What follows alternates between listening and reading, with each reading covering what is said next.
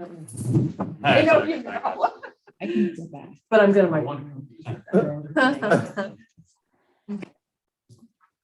I just want to be on. That works You too. are, you are. I have control of the camera. on Zoom. Me not. We can zoom it all around. We're good. Good evening. Welcome everyone to the November 1st, 2021 Drive-In Site Utilization Committee meeting. I'm David Reed, a member of the committee, substituting at the moment for Chairman Jim Saban, who is participating by video and will be arriving a little later. As this is a hybrid meeting involving both in-person and remote participation, I need to read the following statement into the record.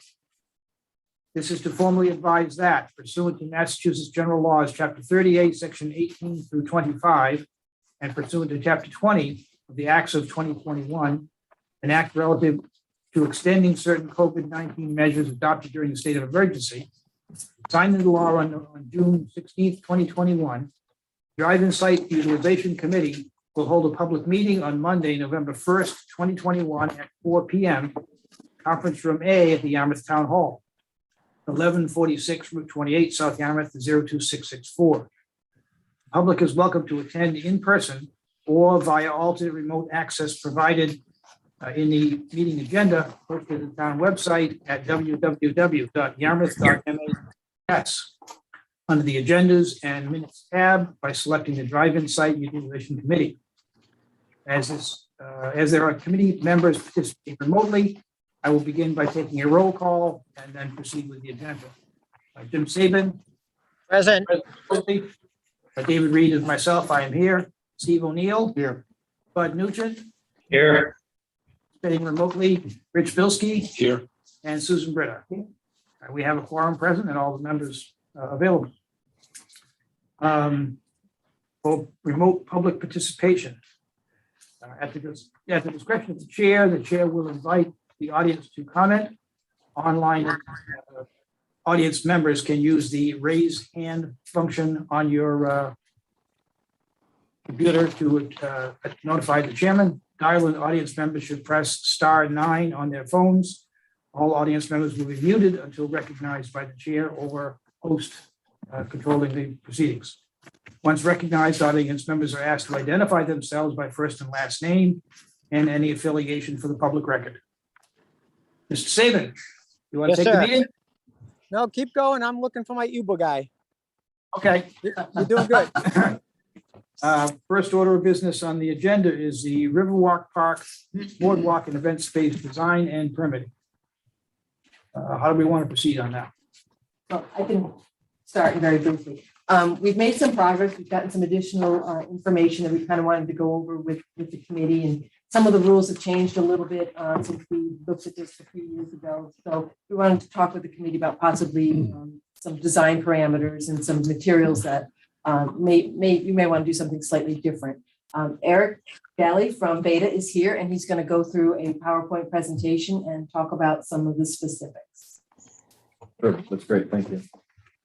I was eager to meet everyone in person. I thought last time we did it on Zoom, so it was a nice afternoon to come over. And we've been making some headway. We've been out on the site every week. I thought I'd just talk a little bit about what we've done since we last talked, and then kind of talk about how that's going to steer the design process going forward. We can go to the next slide, which is just kind of an overview. I was going to talk about what we've been doing in the field on the geoprobes, and they kind of relate to some of our thoughts about how the boardwalk's going to come together. We'll spend a little time on that. Riverwalk Park, we've also done test pits in the upland area and some borings. I get to talk about the upland portion, the restrooms as well.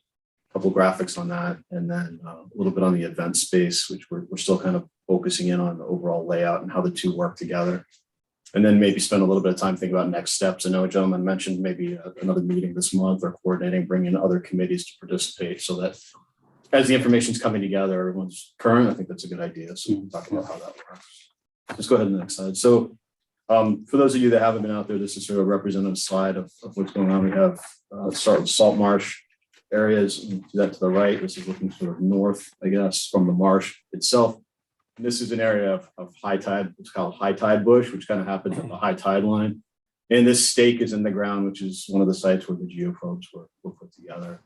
So we laid this out in the field. We made some adjustments based on what we observed on a couple different field walks. And go ahead, the next slide is, and this is what the layout looks. So top of the screen is north, sort of the drive-in site proper.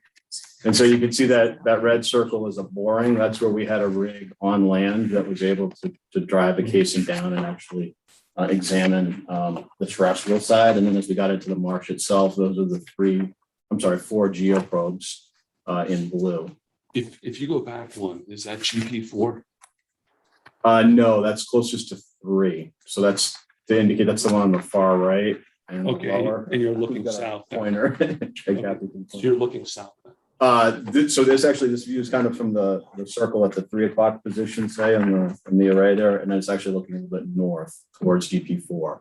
GP4 is the one Rich is talking about, is one just where the boardwalk would cross over. There's a little bit of a tidal inlet there to that salt pond, and that's where the crossing is with GP4.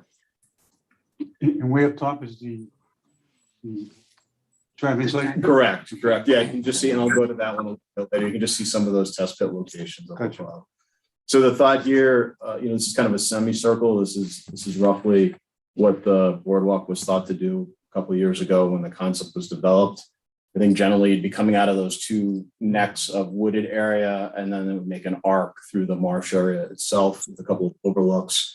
So the idea was to get these borings positioned more or less on the alignment of the boardwalk itself. But this is a correction. Originally, I believe GP2 was further up in the upland scrub area. It might have been, right. And so we've talked a little bit about pulling it out and trying to pick a course that maintained as much existing vegetation as possible.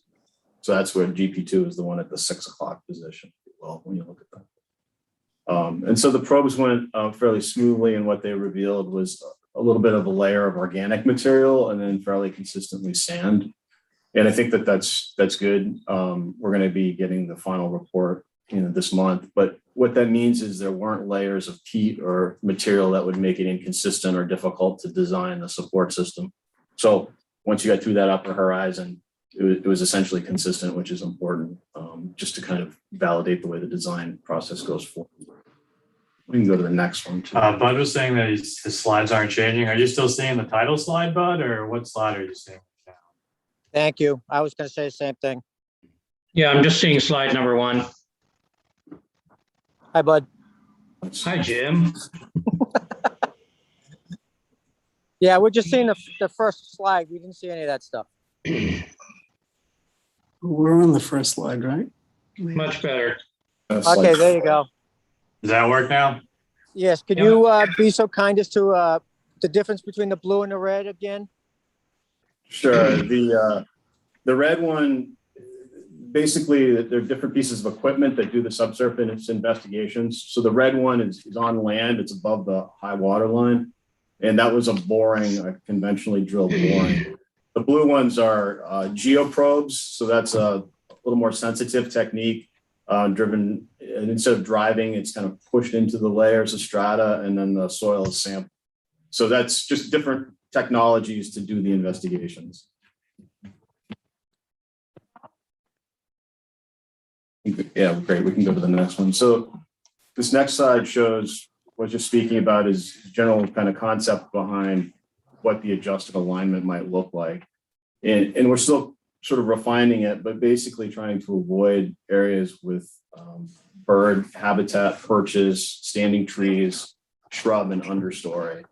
And so I'll pick the east side, the river's to the east, north is at the top of the screen. Coming out of that wooded neck, crossing that little tidal creek, and then working way down along that edge, kind of jogging over to the east and hugging that tree line. And then making your way gently around to the west. You can see kind of a point at the bottom of the 6 o'clock position.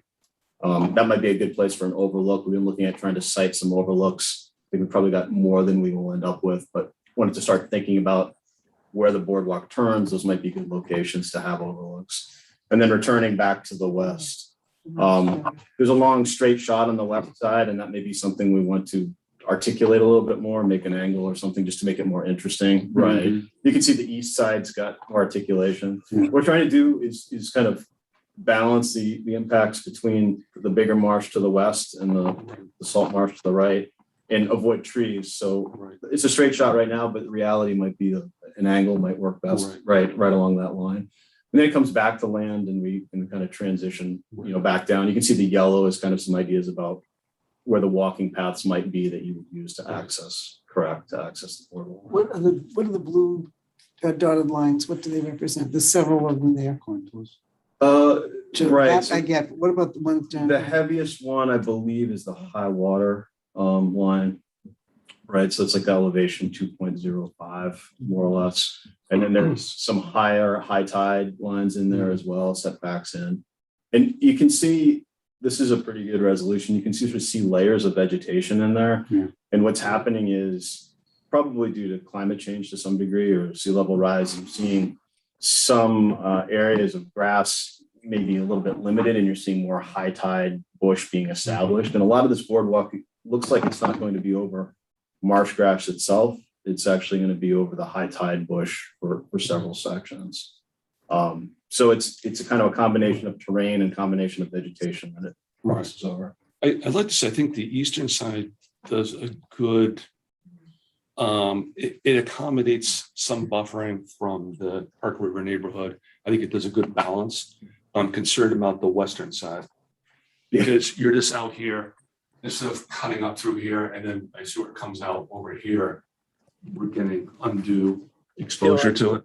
So it's not being balanced. Yeah, you make a good point. I think it's more interesting when it's articulated like that for the user. And Right, You know, I'm maybe thinking of changes I'm thinking of neighborhoods too. Yeah. I think you're being much more cognizant of the Park River neighborhood on the east side. I think it's a good balance, but I think it's been western side. How far away is that intersection from the western neighborhood? Right here, Right, here's the right. first house right here. Right. So how many feet is that So, I actually? mean, in the original, originally, maybe you have an outlook and we're cut up through here. Right. And then there's a little peninsula comes out, you may tuck it behind. We understand there's gonna be some area exposed, but the whole thing's exposed here. Right. So from here to here. And we don't. Do you have any idea of how close it is to that house? On top of my head, I'm gonna say it's probably 100 feet. And I'm gonna say this is very high. And the reason why I know this is very high, you're proposing a switchback, which makes me very nervous. yeah. Excuse me. Excuse me. Yes. So when Rich is saying from here to here, I have no idea where there to there is. Could somebody kind of point that? Okay. On top of the meeting.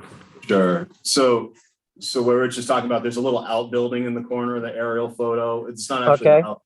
Yeah, and the cursor's on it now. So it just kind of talking about the distance between that and where the boardwalk sort of emerges from the forest.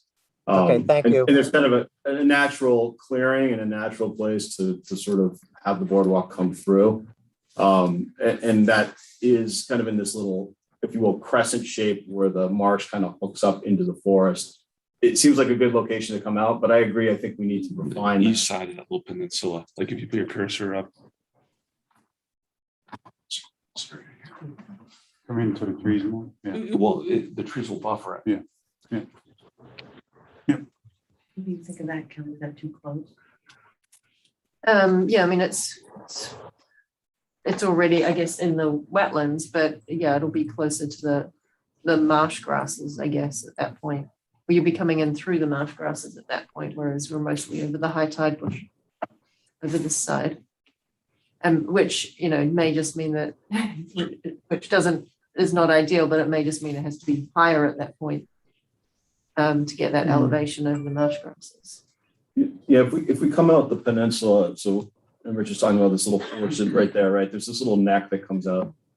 But I think the wildlife value with that neck is that it's got a lot of edge condition, and so it's quite narrow and it has a lot of porches in it. If we come through that, I mean, on the east side. maybe there's a way to kind of. I'm not saying go through it. I'm saying if you're on the east side. East even more, Right, right? Yeah, right. that might be. Because you have the same impacts on the east side over there where you're cutting across. So it's not like it's. Should look at that more closely. Okay, to the east. So Rich, is there an issue with the long straight section? It just came in a little bit closer. Well, like I said, it's just if we could, what we can do as best as we can do, but if we can sit over like here and then maybe there's a break in here, if we could scooch through to here. So this, like, we're balancing, I mean, over this area here, you're gonna have no vista of Harker River. It's just down here. But I mean, I understand that it kind of got to take into account the neighborhood over there. So I'm trying to balance visual impacts From the neighborhood. from each neighborhood. Right. I mean, one's not more important than the other. And what are we talking about in terms of elevation at this point? We'll start looking at that a little bit more. Generally, we're talking about 6 feet above the marsh, but we think that there are areas, particularly between, I'll call it the 5 o'clock and the 7 o'clock position at the bottom, where we might want to be higher.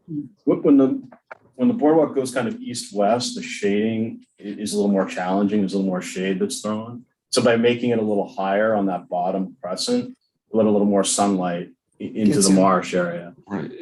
And my curiosity is if I remember the topography there, there's a slight ridge along here. So if this is on the backside, the ridge will help hide some of the structure. Yeah, there is a very subtle ridge, you're right, that comes through and goes. Right. And then you have some more high bush growth, which will hide the structure too. It won't interfere with the view of the people on the boardwalk, but it'll help lessen the impacts of the structure using the natural contours and vegetation. Go on to the next one just to talk a little bit about boardwalk sort of concept. So the geoprobes and the investigations lead us to talking about the boardwalk a little bit more. This is one you're familiar with. Some of this got damaged in the storm. You can't actually go out there, I don't think, right now. But you can see the design that you're more familiar with. This is 4 feet wide, so this is relatively narrow. When 2 people pass each other, you're in pretty close proximity to the oncoming pedestrian. Sometimes it's hard to walk next to another person with this width. So I think from the beginning, you've been considering something along 6 feet in terms of the width of the boardwalk. Is having just space to walk and talk next to someone, you know, and if someone's needs assistance or whatever, you can hold their hand, whether they're younger or older. It's very hard to do that with this kind of design. I would suggest 5 would be the minimum. Yeah. Then at least you meet ADA. I was gonna say, it must be an ADA requirement, right? Yeah. Right, because 4 is too small, you have to cross. So I would say 5 would be minimum. If we end up having some kind of issue with height, we could drop it down a little bit, but. You're right, because 5 is the minimum radius for a wheelchair to turn. So that means they could turn it. Correct. And they can pass too. So I mean, and this is what you're sort of more familiar with, and this you also notice has these horizontal 2x4 rails. So some of these elements we want to talk about as we go forward, kind of looking at the design. We can go on to the next slide. So this is sort of a visual that we put together of what you have today with a little bit of extra attention given to the railings, making the rail a little closer together on those planks on the side, which is closer to what might be typical or might be expected for code. Right. I like to split out. Yeah, you need a 4-inch. It would be Correct. maximum opening for a ball to pass through. Correct. And so we're beginning to look at this. So what you see is just to describe the system, these are called helical anchors. So these are like giant oversized. Get off this exit. Yep, that would be secured into the sand. There's the clearance below to the framing members under the deck, and then the pile caps are there in timber as well. And we can go on to the next slide. So thinking about railings, there are other options, there are other ideas for railings that might be something you want to look at. This is an example of cable rail system. And you can see just visually, it's a lot more open, right? The spacer, the metal strut in the middle is what helps keep those cables apart. So as Rich said, you got to maintain the 4-inch spacing so that the cables can't be allowed to be stretched. But there's tensioners and there's more components. So there's definitely a more involved system in some ways than just having 2x4s on the side. But it's visually very light, right? And the handrail surface on the top, I think you'd still do that in wood probably. But you could look at something like this. What's the maintenance on something like that? Yeah, that's a good question. I think in a big, flood event, you're going to have material, up that could be hanging, on the wires that you might need to clean off, take off under certain conditions. Keeping them tight is the biggest maintenance, right? So the tensioners, it's like a turnbuckle on a ship. There's different set screws. There's different positions that they can be locked in, but they do need to be maintained. And you've probably seen ones that haven't been maintained, that have been broken. You can get systems like that that have a spring. Right, as long as it keeps us within our range. Correct. Is this stainless steel? What is this? Yeah, usually it's a stainless steel braided cable.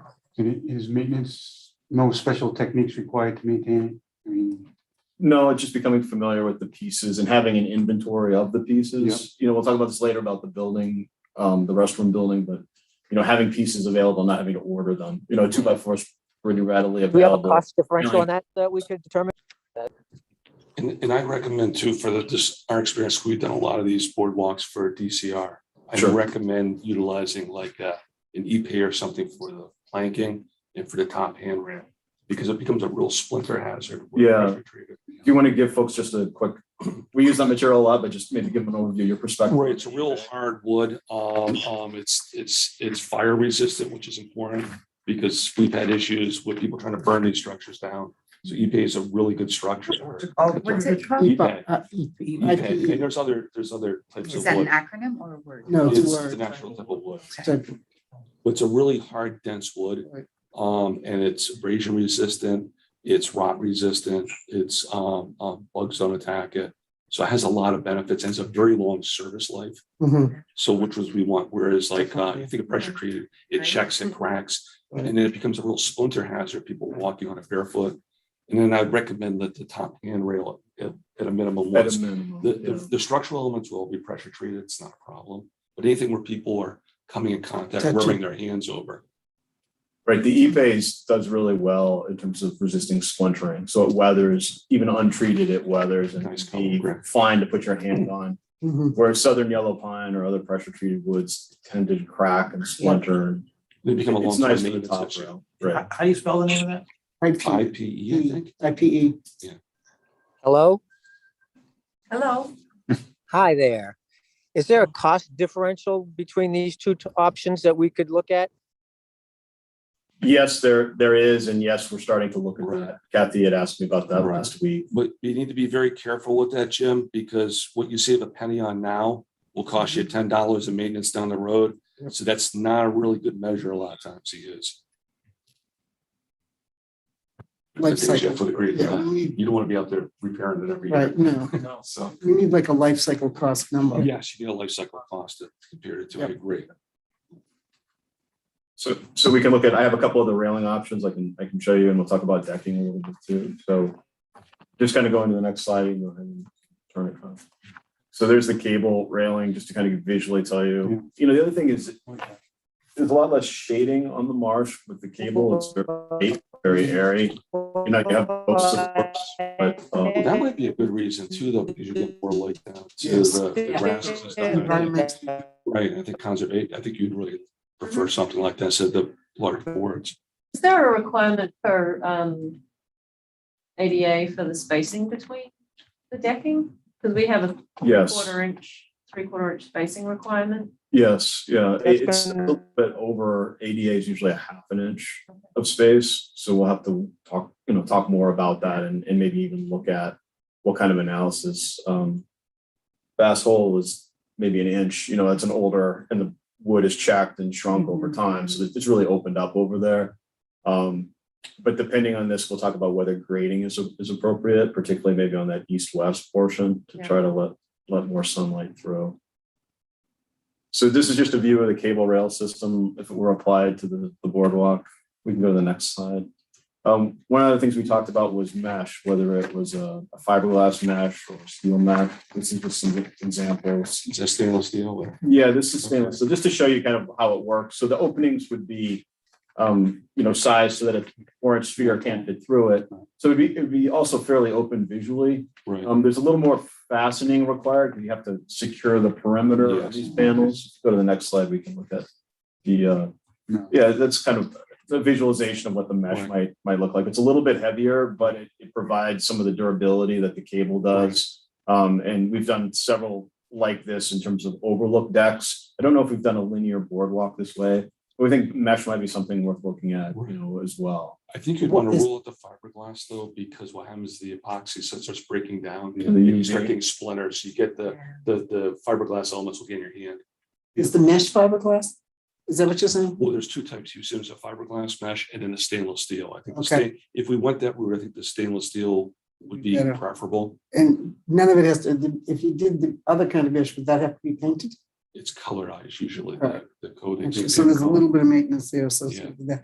What would be the advantage of mesh over the rail? Cable over The the cable, cables. right. Yeah, I don't know, other than I think we'd have to look at the cost. Yeah. and see. And the lack of maintenance. Yeah. Yeah, the cable rail, because they're horizontally, at least the ones we've shown, they can be prone to people trying to put their feet on it Right, sometimes. the kids rest their feet. on it, Right, sit- so, mesh is maybe a little less easy to get Uh-huh. a toehold into. Right. But again, some of this is a little subjective, it's just sort of Right. what we assess the risk of vandalism Right. and what you feel it would be. Right. The problem with this being at an angle, if you have a kid, what happens if somebody starts wailing on it with their foot trying to bend it in, I can see it getting damaged.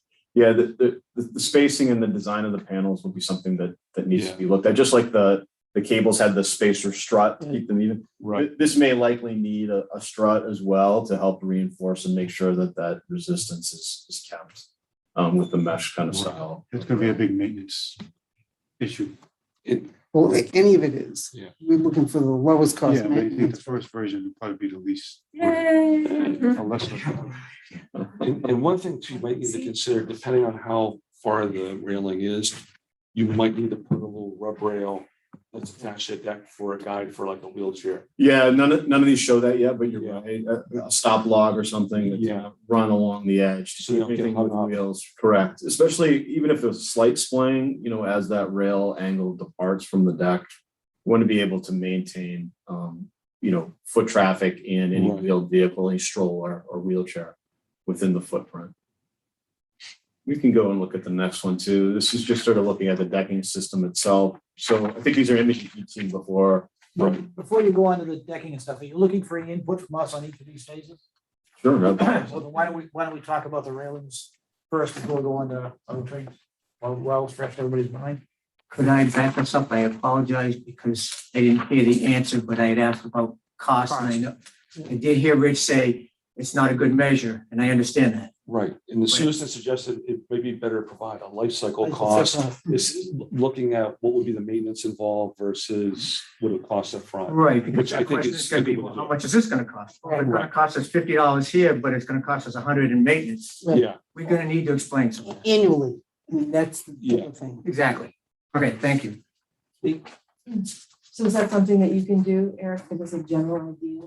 We can make some assumptions and, probably talk with some folks here on frequency. Right. I don't know if the damage of asphalt is something that happens every year, every 3 months, or if that's unusual. I think it's Okay, Bob. probably- Yes and 30 yes. years ago.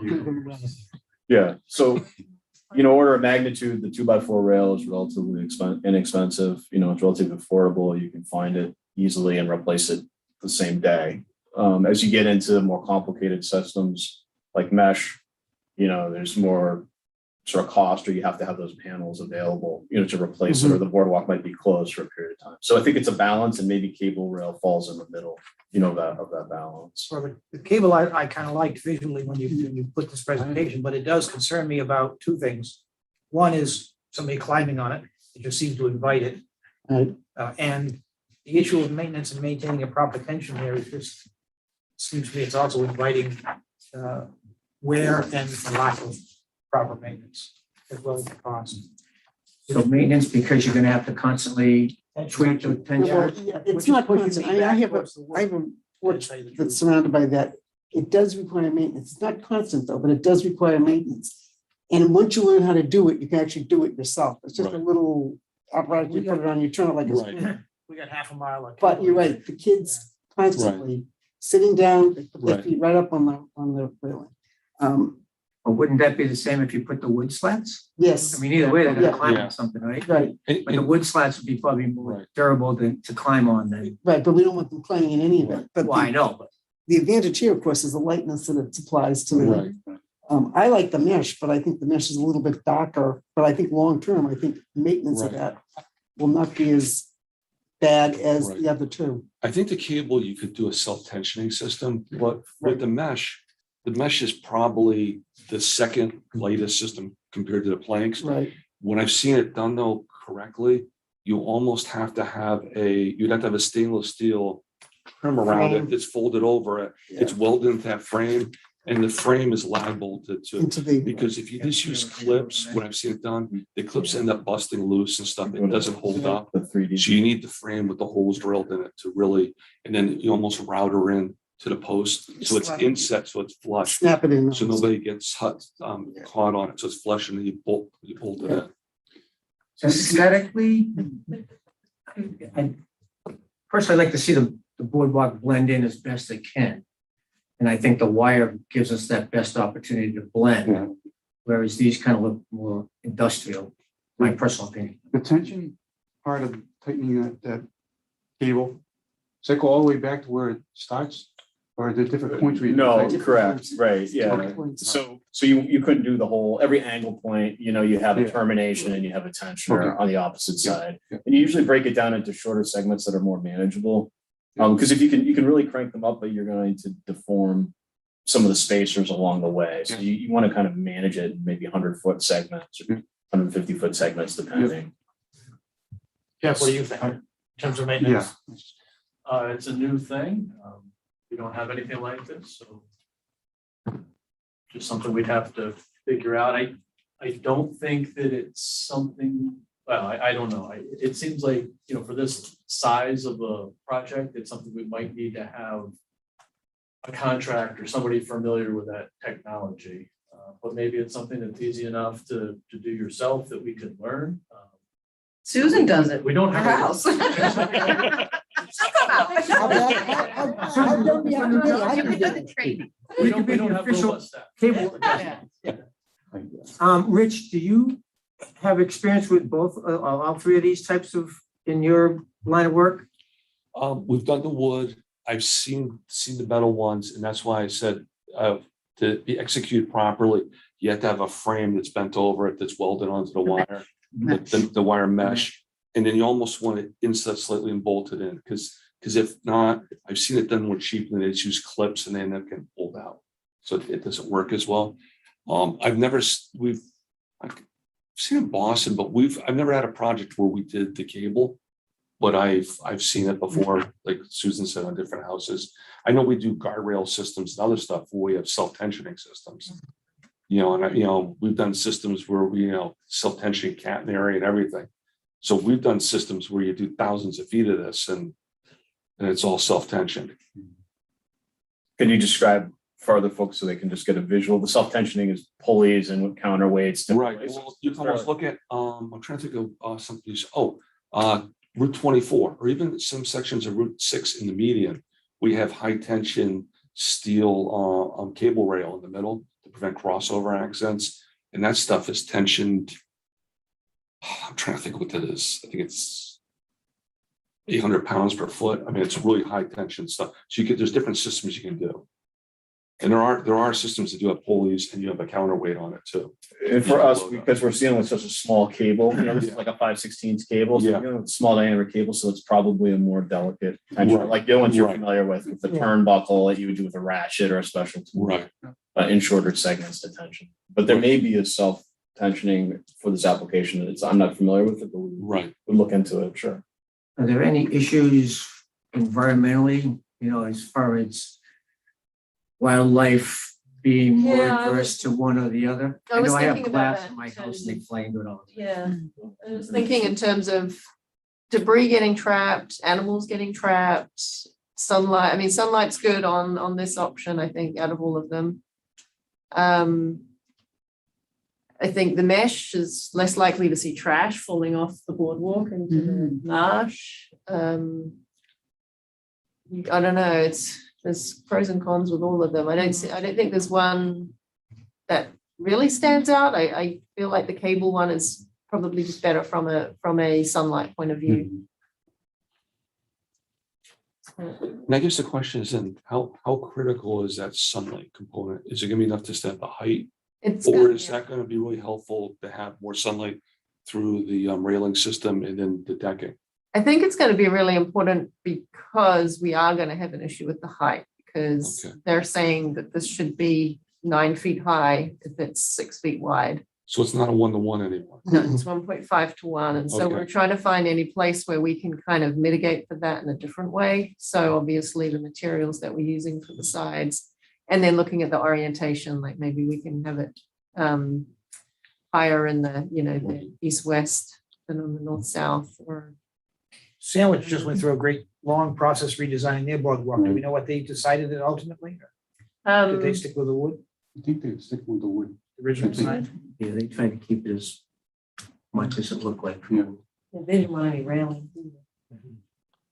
Do we need to take a vote on what our preferences are, or how do you want us to advise Eric? I think cost figures are. what we- I think we need life cycle costs for all three, Right. but I think another key component is going to be before we like pick one, we might be forced to do one because of the light issue too.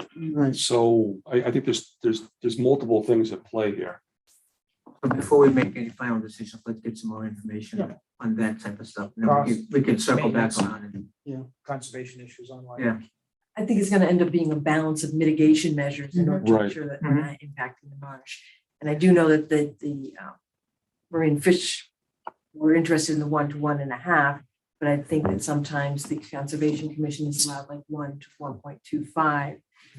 And that might be the case where we're doing the north-south, maybe we're at Right. 1.25. And then we're going to more of the east-west orientation. That's where we elevate it a little to get the full 1.5. But we're not going to be able to keep the 6 feet. I think, we really are talking, Right. I think at this point of being really the 5 feet. So that would be like 6.25 and 7.5 Is versus the 9. is the one allowed anymore, or is it a preference that it's higher? Because I know It's recommended, yeah, so it's not a. it's not re- so one to one is still allowed regulatory For, wise. in the commission's rate bylaw, it is still allowed, the recommendation from DMF is higher. And then I guess the other consideration is the storm resiliency height as Right. well, relative to the flood Is elevation. that Yarmouth Commission or the state? No, the Yarmouth, the bylaw. But we also have a 4-foot width maximum, so we're already outside of that. So we're requiring a variant, we'd have a variance to that regulation. And they do allow variances for public Public good. overriding I think the public 4 benefits, foot makes so- a lot of sense when it's a Yeah. private dock, which is Right. what the vast which, majority yeah, of it's you not, get. it's not possible in this project. Yeah, Right. absolutely. The ADA It's just, requirement- you can't walk two people Yeah. side by side. Yeah, and if the ADA requirement's 5 feet, then automatically it's the justification. I think too with the pandemic, just sort of people's outlook on these kind of resources in a community and the ability to be outside and have space. I don't think you would choose to put people so close together. If we have the option, through working with the Conservation Commission, is figuring out a way to allow for a little bit better social distancing.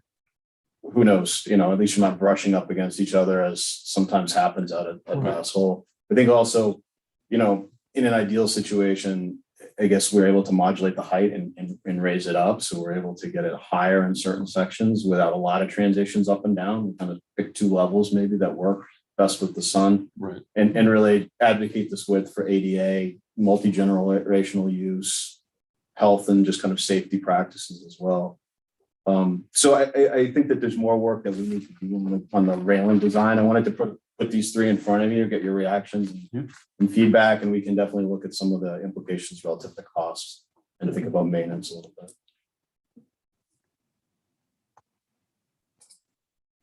Okay, next is, we wanted to talk about the. Oh, yeah, we can keep going. Sure, we can do it. Amanda asked what the total length of the boardwalk is. I think I have to go back and see, I think about 1,200 feet all the way around. That's not including the sections, the transition areas in the woods. So we have to get from these higher elevations down to grade once we get into off the marsh and into the forested area. So there is a transitional boardwalk component, which I'll show you a little bit later. That's in this slideshow. So just relative to decking, these are some images from some of the earlier PowerPoints. I think there's already some thought about a grading or some kind of mesh, particularly in areas of overlooks, where we may have a little bit more shading. And so that, I think that's a steel mesh with an impregnated surface on the top, like a grit, to be slip resistant. And then the right-hand side, I'm looking at that, I'd say that's Ipe. That's cut in kind of a radial pattern. We don't really have that. We're trying to avoid, as nice as it is, we're trying to avoid those kind of curves and just do it through segments or chords, and then have these kind of overlook areas at the turn points. And then there's an example on the right of like a rub rail.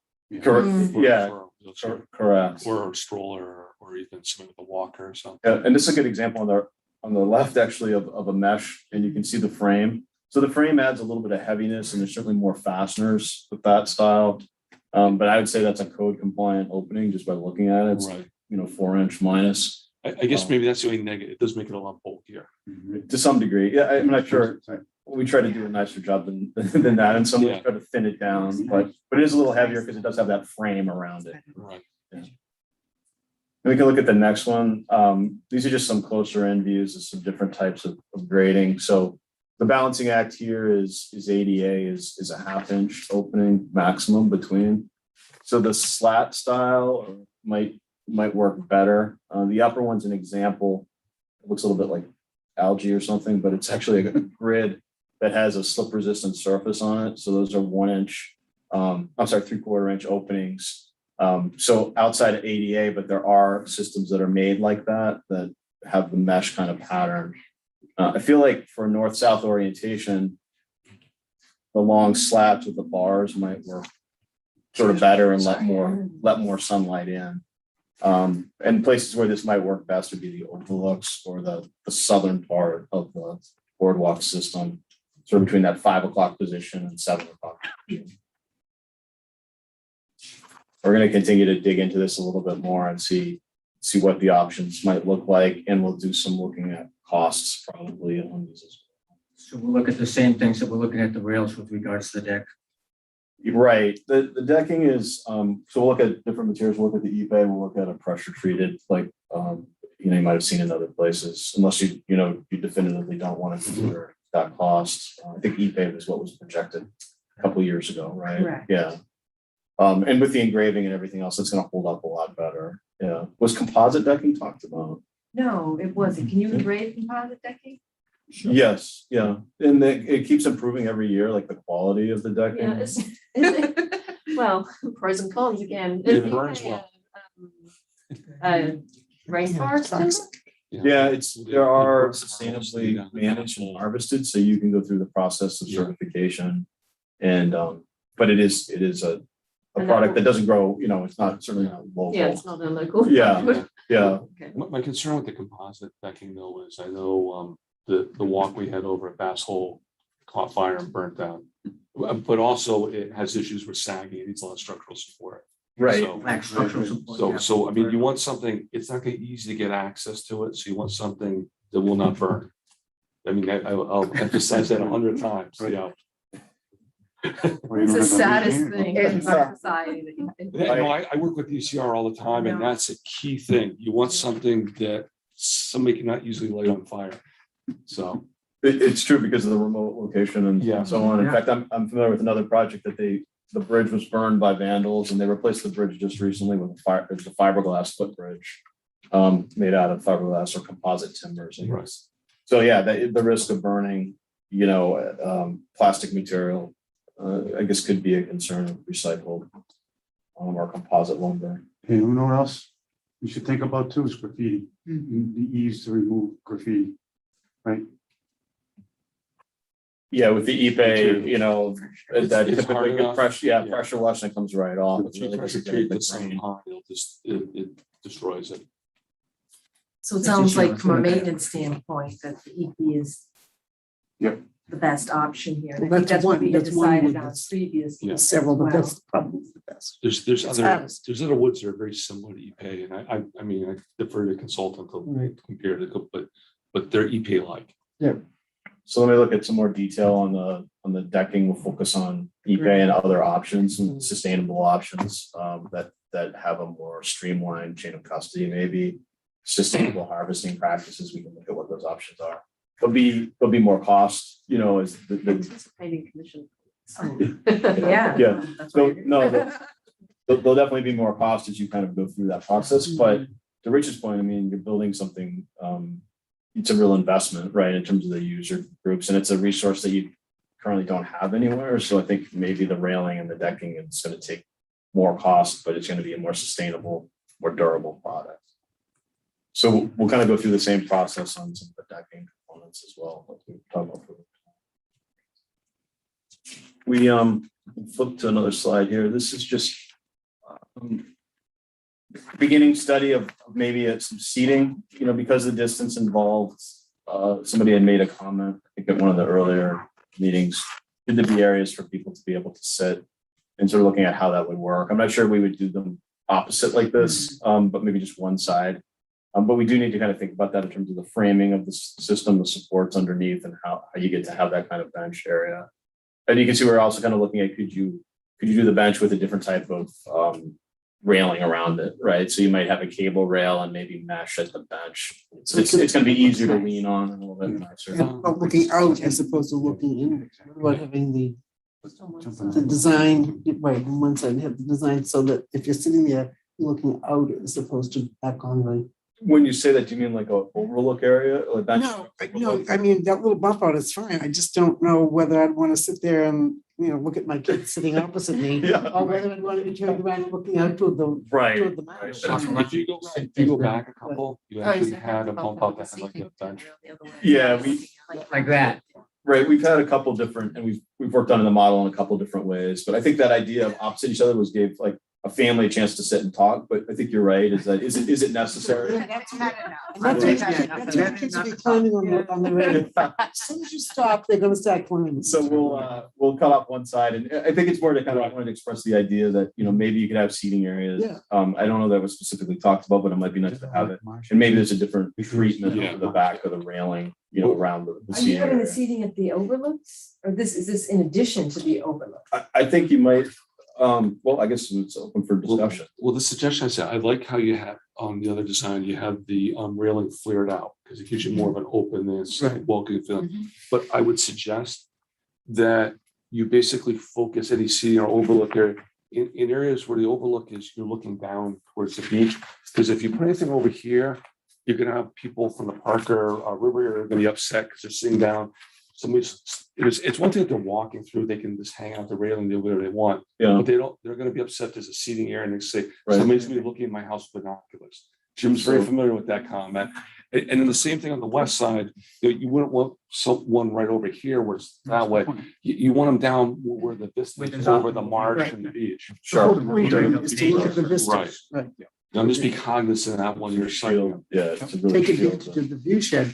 Right, and that's all to the south. Yeah. I think one of the views was actually going to be inward into the inlet and the inside, because it's kind of a very interesting area. Well, I think that's why this area would be a great place for a overlook here, because you can see in here and out there. I I'm think, just thinking maybe something. yeah, it may be worth a site visit if you Yeah. want to take a walk closer to where, Rich, can you hold that back up again? Just 'cause, yeah, closer where your thumb is actually was an area that maybe Kathy we were talking about was looking Looking back to inward. the east. So, and that's also an area where you want to look west as well. So maybe. My stack- danger is though, is see where the houses are here. If you put it here, Yeah. people are they're gonna be hanging out near the houses and congregating versus over here. So I think, it's one thing having the boardwalk go through it and people want to hang out with the railing, but you don't want to encourage them to hang out over there by the Sure. house. Sit down. and Well, have one a of the drink. issues you're gonna have there is sunsets. So if you get to a spot where there's, optimum viewing of sunset, Right, considering Bassel is one of those places that everybody Right. watches sunsets, chances are you're gonna have some decent sunsets over the marsh, Yeah. which would be looking Right. back towards. like where I Rich's would think comment. this area would be, Right. if somebody pull it down, it's really would be a nice area, you'd be away from all the houses and stuff over to the west. I agree. Now, what about informational boards? Are they gonna be affected by, I'd like to be able to have, this is a osprey nest with I've seen them, we just came back from traveling the Blue Ridge and they're all over the place. They're pretty cool. You need to pick materials. I've seen stainless steel that's acid etched that you can colorize. You gotta be careful. The Seashore has ones where fiberglass, but they're all shaded, they're all faded because They're of the fading, sun. hard to see. They don't hold up. So you want to pick a material that you put it in and forget about it. So we don't have to be renewing them. Because a lot of the plastics and stuff that they do it too, they fade out over time. So will that influence anything with regards to railings and that type of stuff, or is it just an add-on that wouldn't make too much of a difference? It's good to talk about. Usually there's ADA requirement in terms of the height of the panel, so they're visually accessible. I think you just need to make provisions in the overall design to accommodate them. And then there is a little bit of maybe shade cast by them, depending. And Rich is right, the durable materials, have to really look at it because it's full exposure. And there might be funding for them too. There's different grant programs, if I'm not mistaken. With the metal, you can include like tactile, so you have braille and other things on it. So there might be some funding sources for some of this stuff. Because if you're making if this whole facility is ADA compliant, you're providing an ADA, accessible experience for everybody for nature and everything else. I mean, that would be an additional funding source to look at. To see, right? One of the things we're doing now too on some of the panels is the QR code, it's that little pixelated code. Yeah. And so maybe as people come onto the boardwalk, just as they're coming out of the woods, there could be a panel, that you could scan and have it on your phone, right? And so that may be a way to also keep content current or updated. I'm not sure, sometimes when people go out in a place like this, a setting like this, they may not want to look at their phone. So it's nice to have panels that you can look at as well. So it's going to be some combination. It would also give us an opportunity to educate, our young people about, taking the school kids out there to educate them about the marsh and the environment. Interpretive signage was always included, but talking about the materials and what the content is obviously something. Okay. that we need to- The only thing dangerous about the QR code, you have to make sure she can update it, because the problem is 5 years from now, who knows what, it's changing so quick, so you don't want to buy into something that's dated. Fixed. It just ends up being, in our experience anyway, it ends up being a sticker that's printed and you just, the way you design the panel has sort of a recessed area so that And you can change it. you line it up and. No, that makes sense, as long as it can be updated Right. without having to tear the whole panel out. Right, or you can blank it out if it doesn't work, you can Right. just mask it with a new upline, Right, not even a sticker, too. The arm is within reach sticker. So I'm going to continue and just show you a couple other slides on the boardwalk, but it also brings to light whether folks would be interested in the sidewalk, Kathy, and I don't know, if we have another month of nice weather, that we're getting into some particular, like really specific details about views. Well, to be honest with you, depending on what you want to do, you might want to wait until January, February till things freeze up. I think we'll be outside of. Because you don't want to be sinking. Right. I'm very familiar with the area. I've been out there. And Yeah. It's a little more solid. It's not too bad when it's low tide. We've walked. Yeah. I've seen a couple people do it with sneakers on, so it's so sandy in certain areas, and we're staying up pretty high. That, but I will say, I think winter's going to be. It would be a great time to walk, but we're going to be outside of where we want to be with permitting and some of the decision making. Just buy a pair of boots, everybody. Yeah. It's not that bad, just the time of day, because I was one with the sneakers, no problem. And be prepared you're gonna get lots of texts. Yeah, you gotta be careful. Whip-ins. I saw. So some of the things that we're talking about generally and kind of pointing to an aerial, I think we'd all be well served by trying to spend a little time in the field. If we can set a stake and say, based on this alignment, based on this view, based on the proximity to the neighborhood and other things. Especially on the west side. I do it.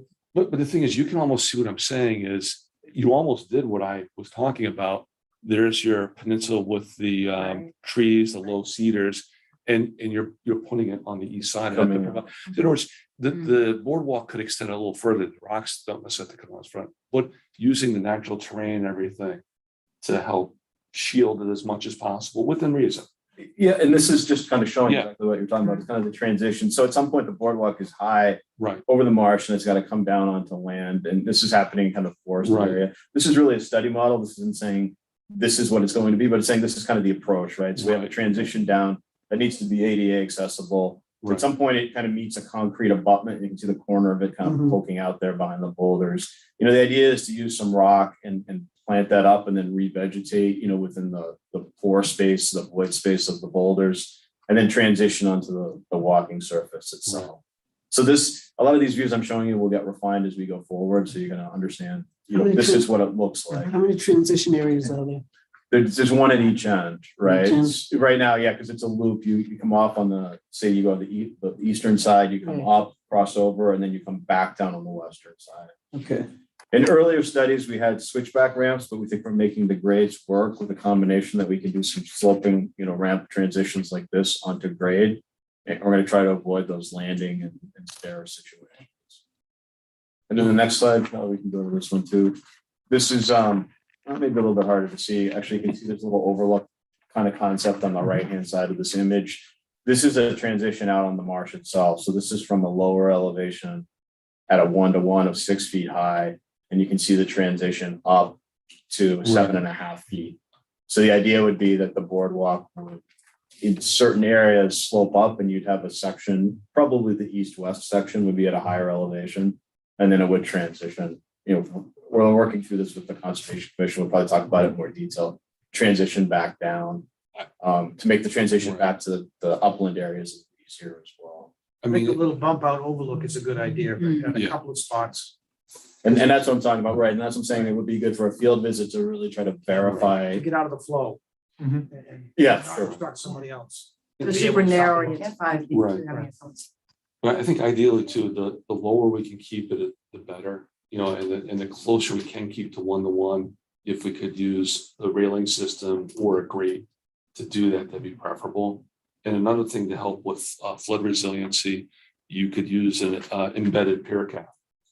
Because technically it's from the lowest structural member, which would be a lower pier cap. So you could actually inset that into the structure. Right. So yeah, and you and I think we talked a little bit about that on the call. So what we did in August. I think that system we should talk about in more detail. It relies on the fasteners, the fastener components to hang the structure. So this is kind of conventional, like your boardwalk up asphalt, where the timbers sit on top of the horizontal members. And it's a classic traditional way of doing it. It's also a fairly simple way of doing it. Rich is talking about a more intricate way where the system is sort of integrated with the framing so that you have a lower profile, if you will, and everything just keeps a little bit. You're gonna need a lot of metal hangers anyway, though, just to provide the shear connection between that cap. So by doing that, you would have the galvanized steel hanger pockets. It'd be like a joist hanger. You pop it in because just to make those rigid connections. Yeah, and we probably because bass hole was all put together. Yeah, because bass hole is an older structure it's put together with spikes. Yeah. So whereas this thing's gonna have to be lag bolted. Right. And this will probably all be, regardless of the framing system, be stainless steel. But in this environment, stainless steel does have sort of an effective life. There's different grades. So. This would be, I would say 316, right? So, but it would definitely be a piece that you want to look at is how many pieces are just structural connections with wood over wood and how many are reliant on mechanical fastenings through hangers and clips and things like that. Right, but what you do is you do a haunch. You'd have the two hangers. It would actually go over to the pier cap. Saddle. Right. Saddle. Yeah, exactly. yeah. So some of these pieces we should, I'll put on the table so you kind of see what Rich is talking about, but there are some decision points in kind of how the framing is approached, right? And some of it allows for a lower profile, but there's probably more cost with that sort of approach. And there's definitely more sort of, because of the fasteners, there's more critical, every component is critical versus when you're framing over, it's a little more traditional and it's not as critical because you've got the members actually sitting on top instead of suspended by a clip. There's pros and cons of each approach. So before we go any further, Kathy, if you would be so kind as to look at the tide charts over the next couple of weeks and look at some dates to send out to us so we can all consider a site visit before Christmas. It has to be much before Thanksgiving. I mean. Yes, I was being facetious. Okay, thank you. Sooner rather than later. Yeah. And then just do your regular, just the dates and let's. Yep. I think that the key here was the idea of coming up with a design, a relative design that, like I said, encompassed as many mitigation measures as we possibly can. And then also having some discussions, presenting that to the Conservation Commission and kind of getting an idea whether that's something that's manageable for them. Obviously, they're not going to make any decisions until they have to submit full-blown application, but maybe just having an informal conversation. This is where we're thinking, this is the design we're thinking about, and then moving forward with that once we get their input. We certainly don't want to be designing something that they ultimately decide not to. Is the commission actually monitoring what we're talking about? Are they at least informally aware of what's going on and what is? Would we want them to come to our They site had to visit approve the GeoPro. as part of this, while we're doing it, double dip it, have Conservation Commission come with us? No? No, They visited the site. So Okay, they're but they don't familiar. need to come with us to our walkthroughs. they can't like deliberate. Yeah. or No, talk I about just stuff. mean for informational purposes. Yeah, Yeah. they're familiar with the site. Okay. Been out there. Yeah, when did we do our walk in August, I guess? I did a walk with them and I think we'd like to come back and I'd like to come back and talk with you maybe later this month. I think you meet the 18th. Is that right?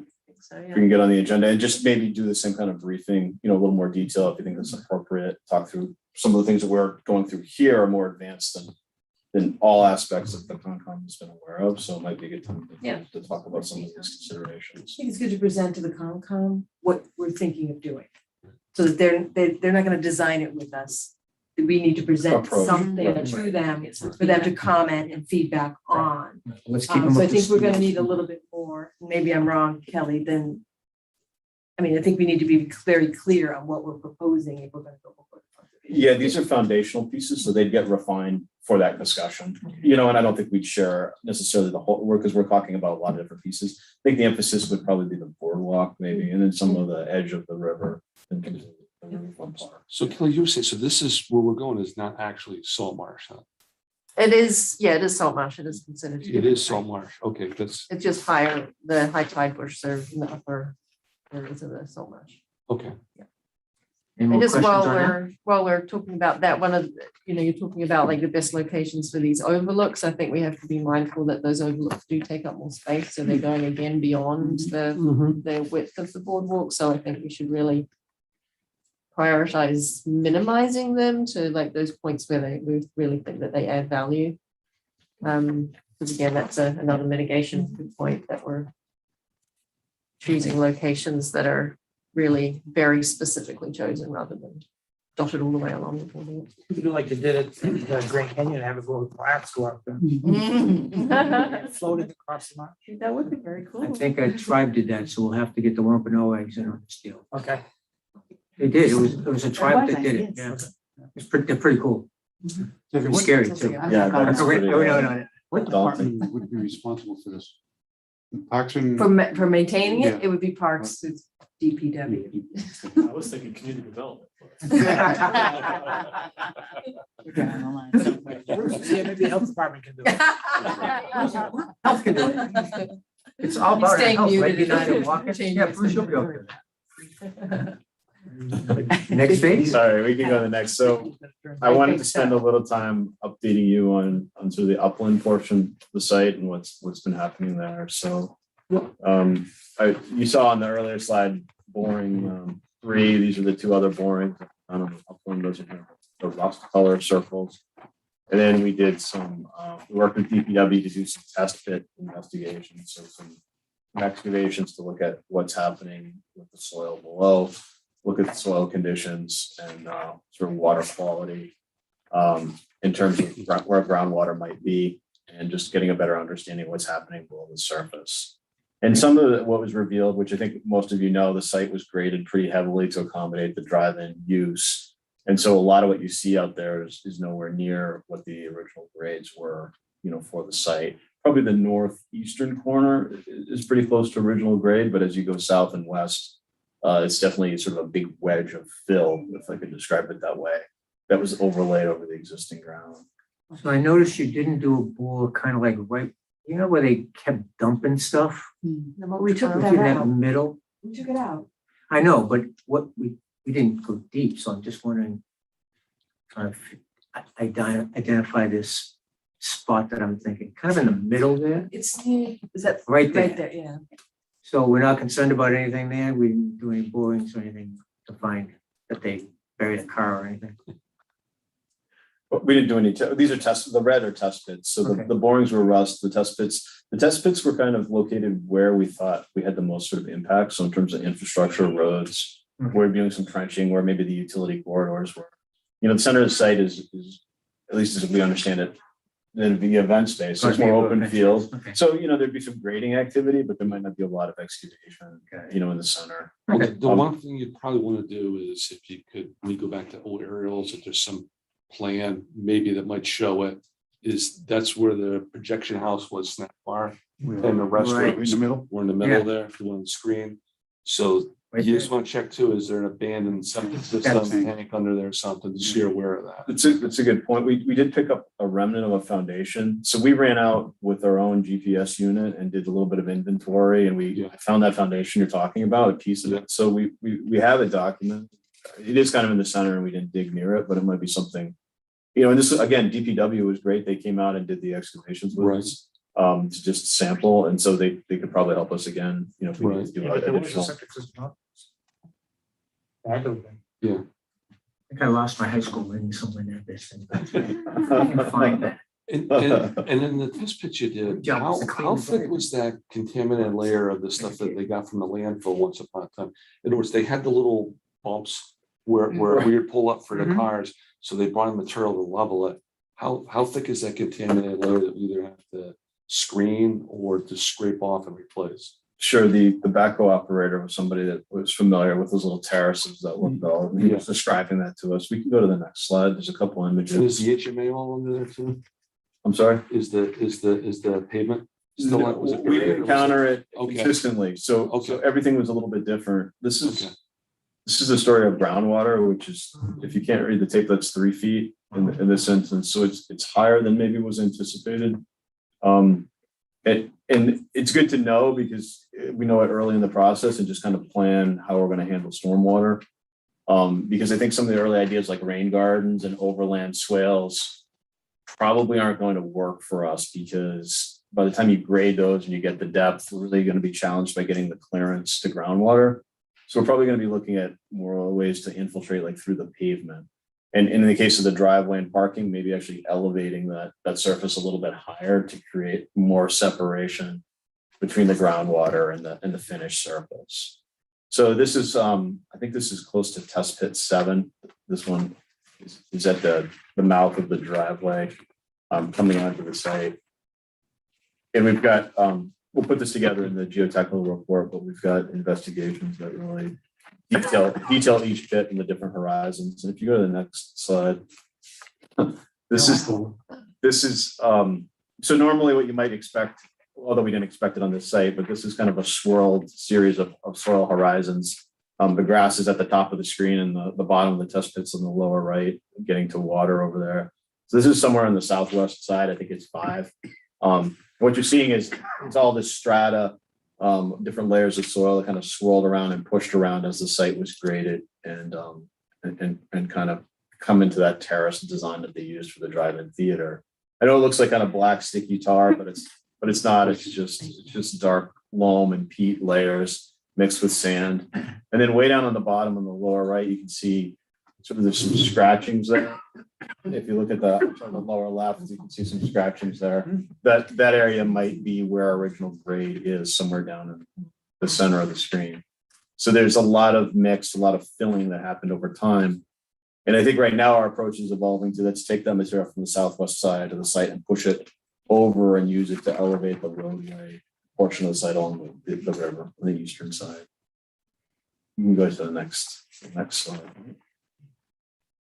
So all of these probes and borings, some of them relate to sort of planning and thinking about the restroom. And you want to talk a little bit about? Yeah, I know that Richard mentioned at our last meeting about the coastal A zones, and we've done a little bit more research into that and how it might impact the restroom design.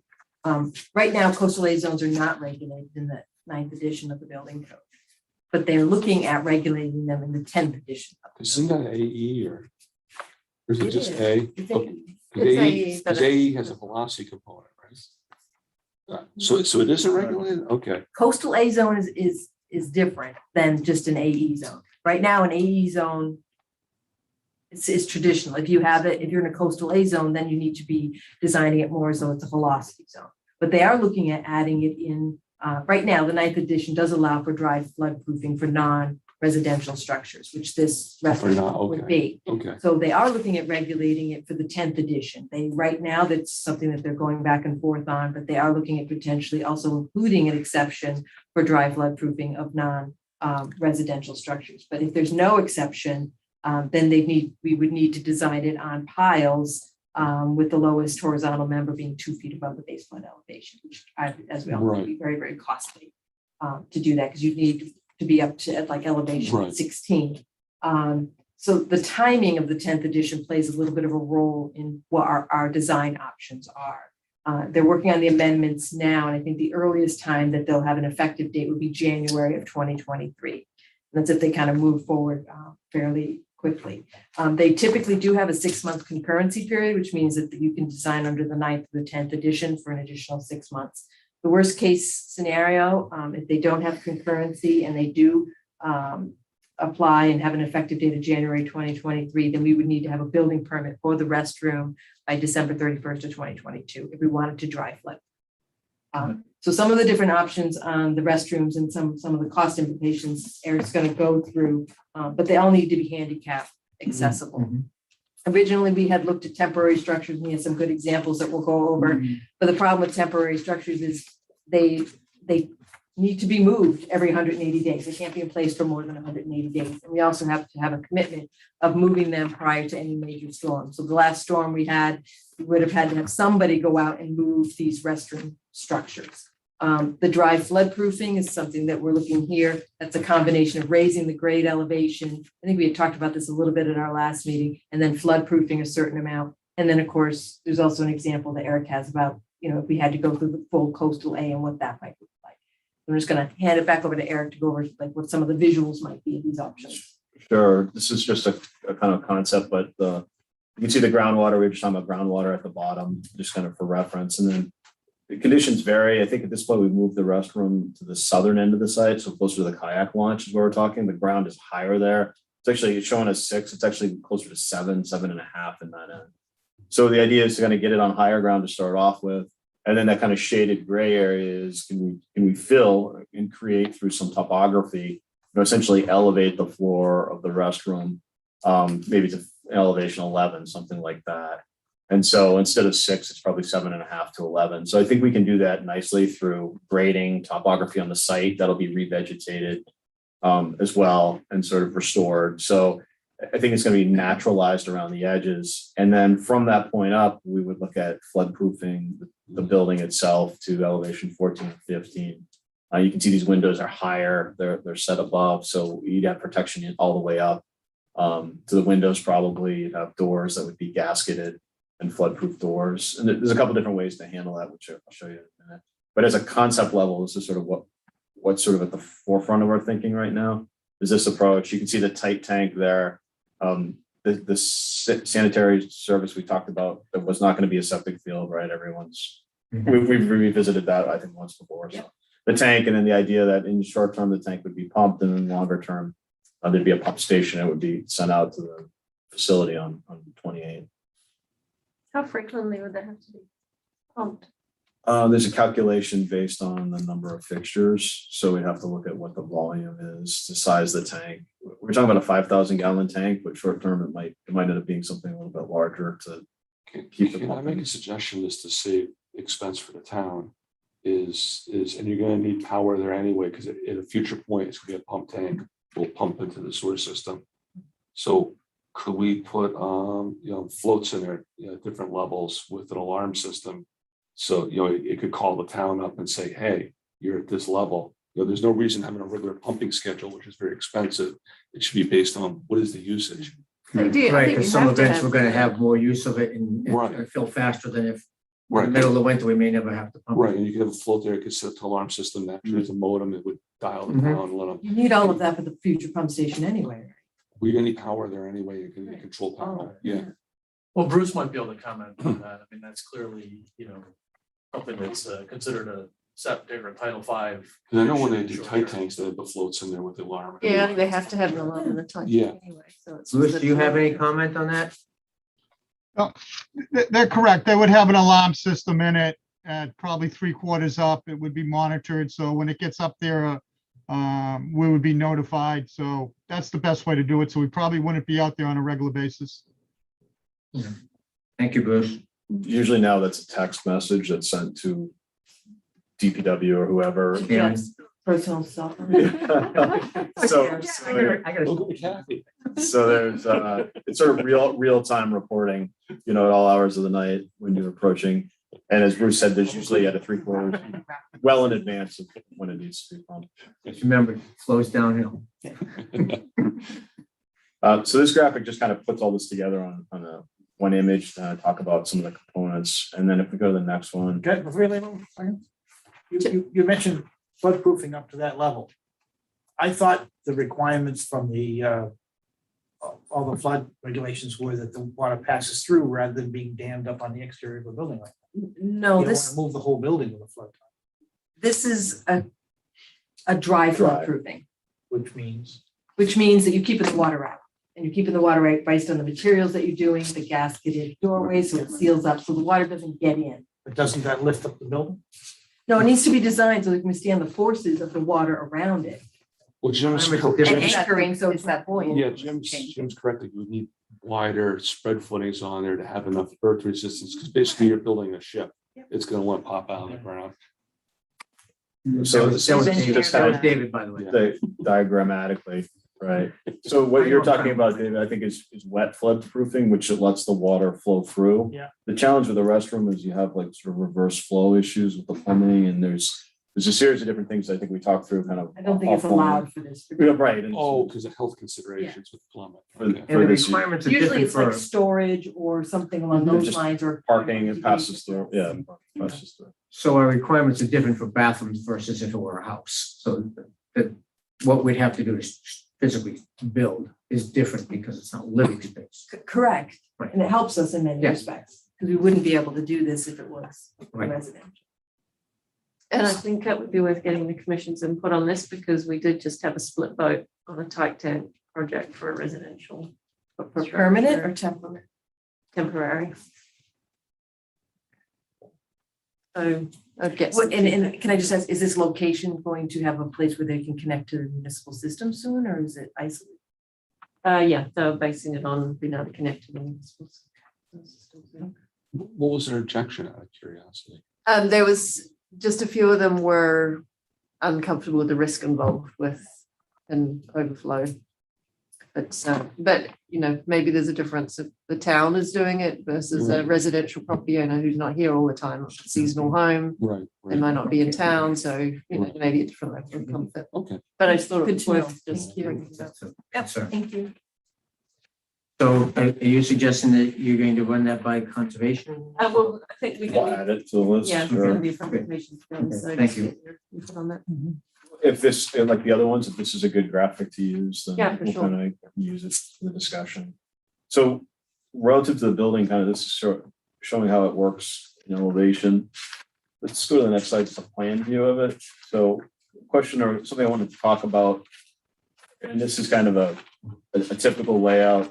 We worked a little bit with buildings to talk about number of fixtures, what might be appropriate for this type of use.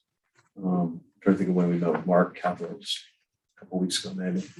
And then what we're showing conceptually is some kind of office, mechanical space or storage. But I wanted input from the committee on whether this is strictly a restroom or whether it would make sense to have a little bit of a storage space. The reality is we're gonna have some mechanicals anyway, and so those are probably gonna be elevated as much as we can get them up above because of flood issues. But access and storage to the plumbing, storage of cable railing components or other components, maybe storage of equipment on site, whether it's just cones, traffic cones, however parking is regulated, maintenance. It's a discussion I wanted to have. This building, right now, we're showing about 24 by 34. The element in the middle is a maintenance corridor between the plumbing fixtures. I understand at this time anyway, it's a building that's shut down in the off season so that it would be drained, the plumbing would be drained. But that's a discussion point also if you're thinking it's not a seasonal building. Where are we talking about this building being now? By the kayaks. Not where it's shown on. I think over here, Jim. Yeah, see right here at the bottom. Bottom right-hand corner, Yeah, the bottom right. southwest. Is there a formula for Actually, the number of southeast. disposal units? Yeah, you'd have to look at. Women's side versus the men's side? I counted 5, I think, on the women and 4 on the men. Yeah. So there's There's a schematic of the whole site there somewhere. Ah, 1 There you in 30 for women and 1 in 50 for men. there you It's one in different. 50. Well, like if you had 30 occupants, if you had 100 occupants, between 50-50 or men and women, 1 for 30. Well, I you think if you need can more, really put spaces over there. Oh. So, yeah, but how do Where is it here? We can see outside. It's Well, I like guess a brown my- building, right?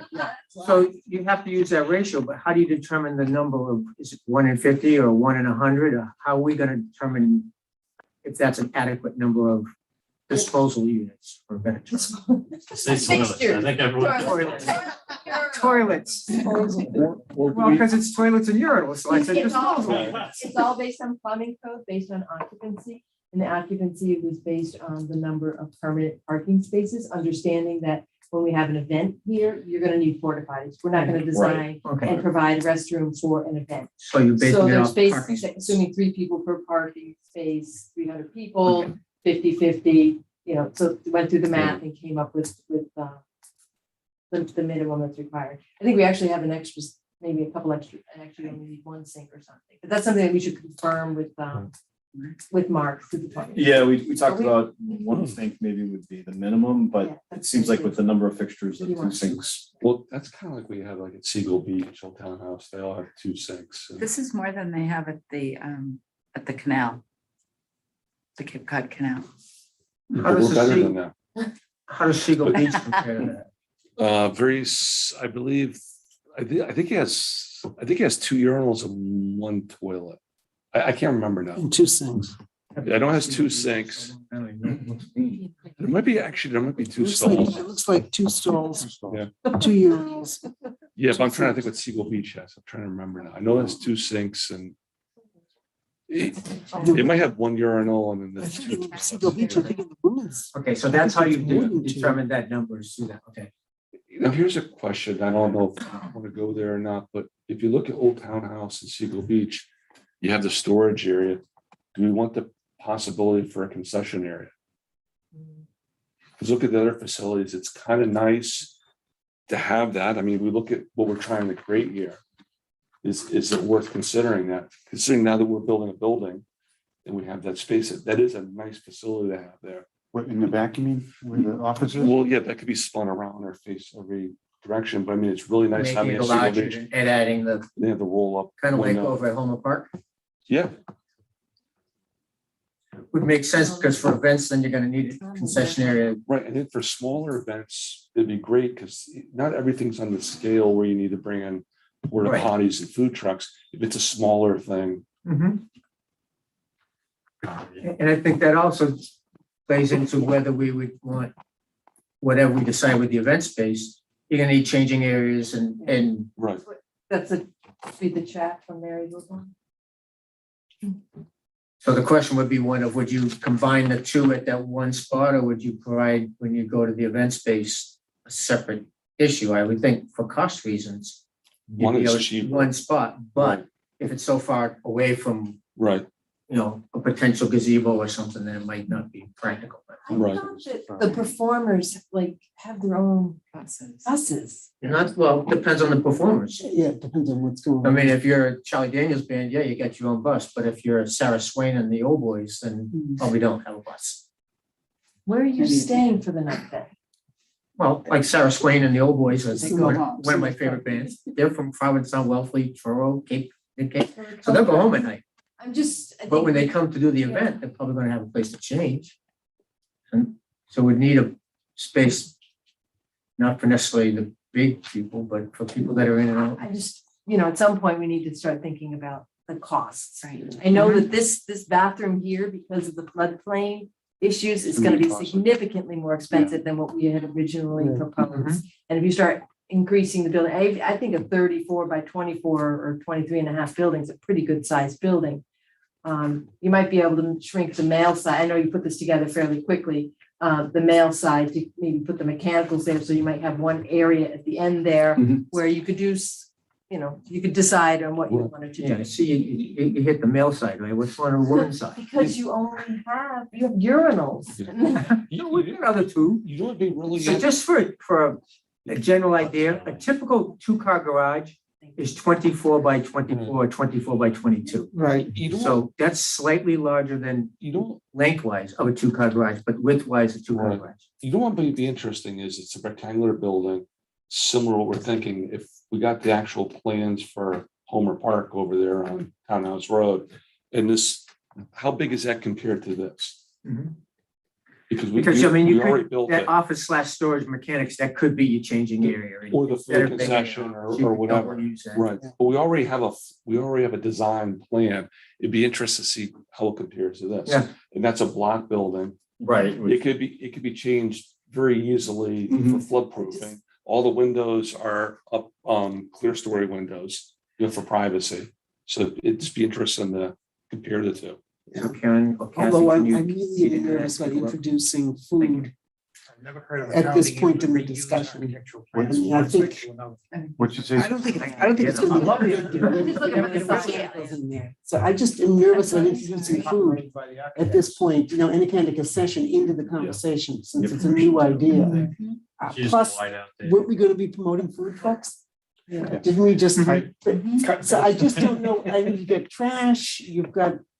Right. you know, Everything together is I kind of just, a- I don't. I don't see a problem with the other places we have it though. It's just usually when you have somebody in there, a concessionaire leases the space from us. From what I've seen, they do a good job taking Yeah. care of it. Well, they- The town, we have trash receptacles.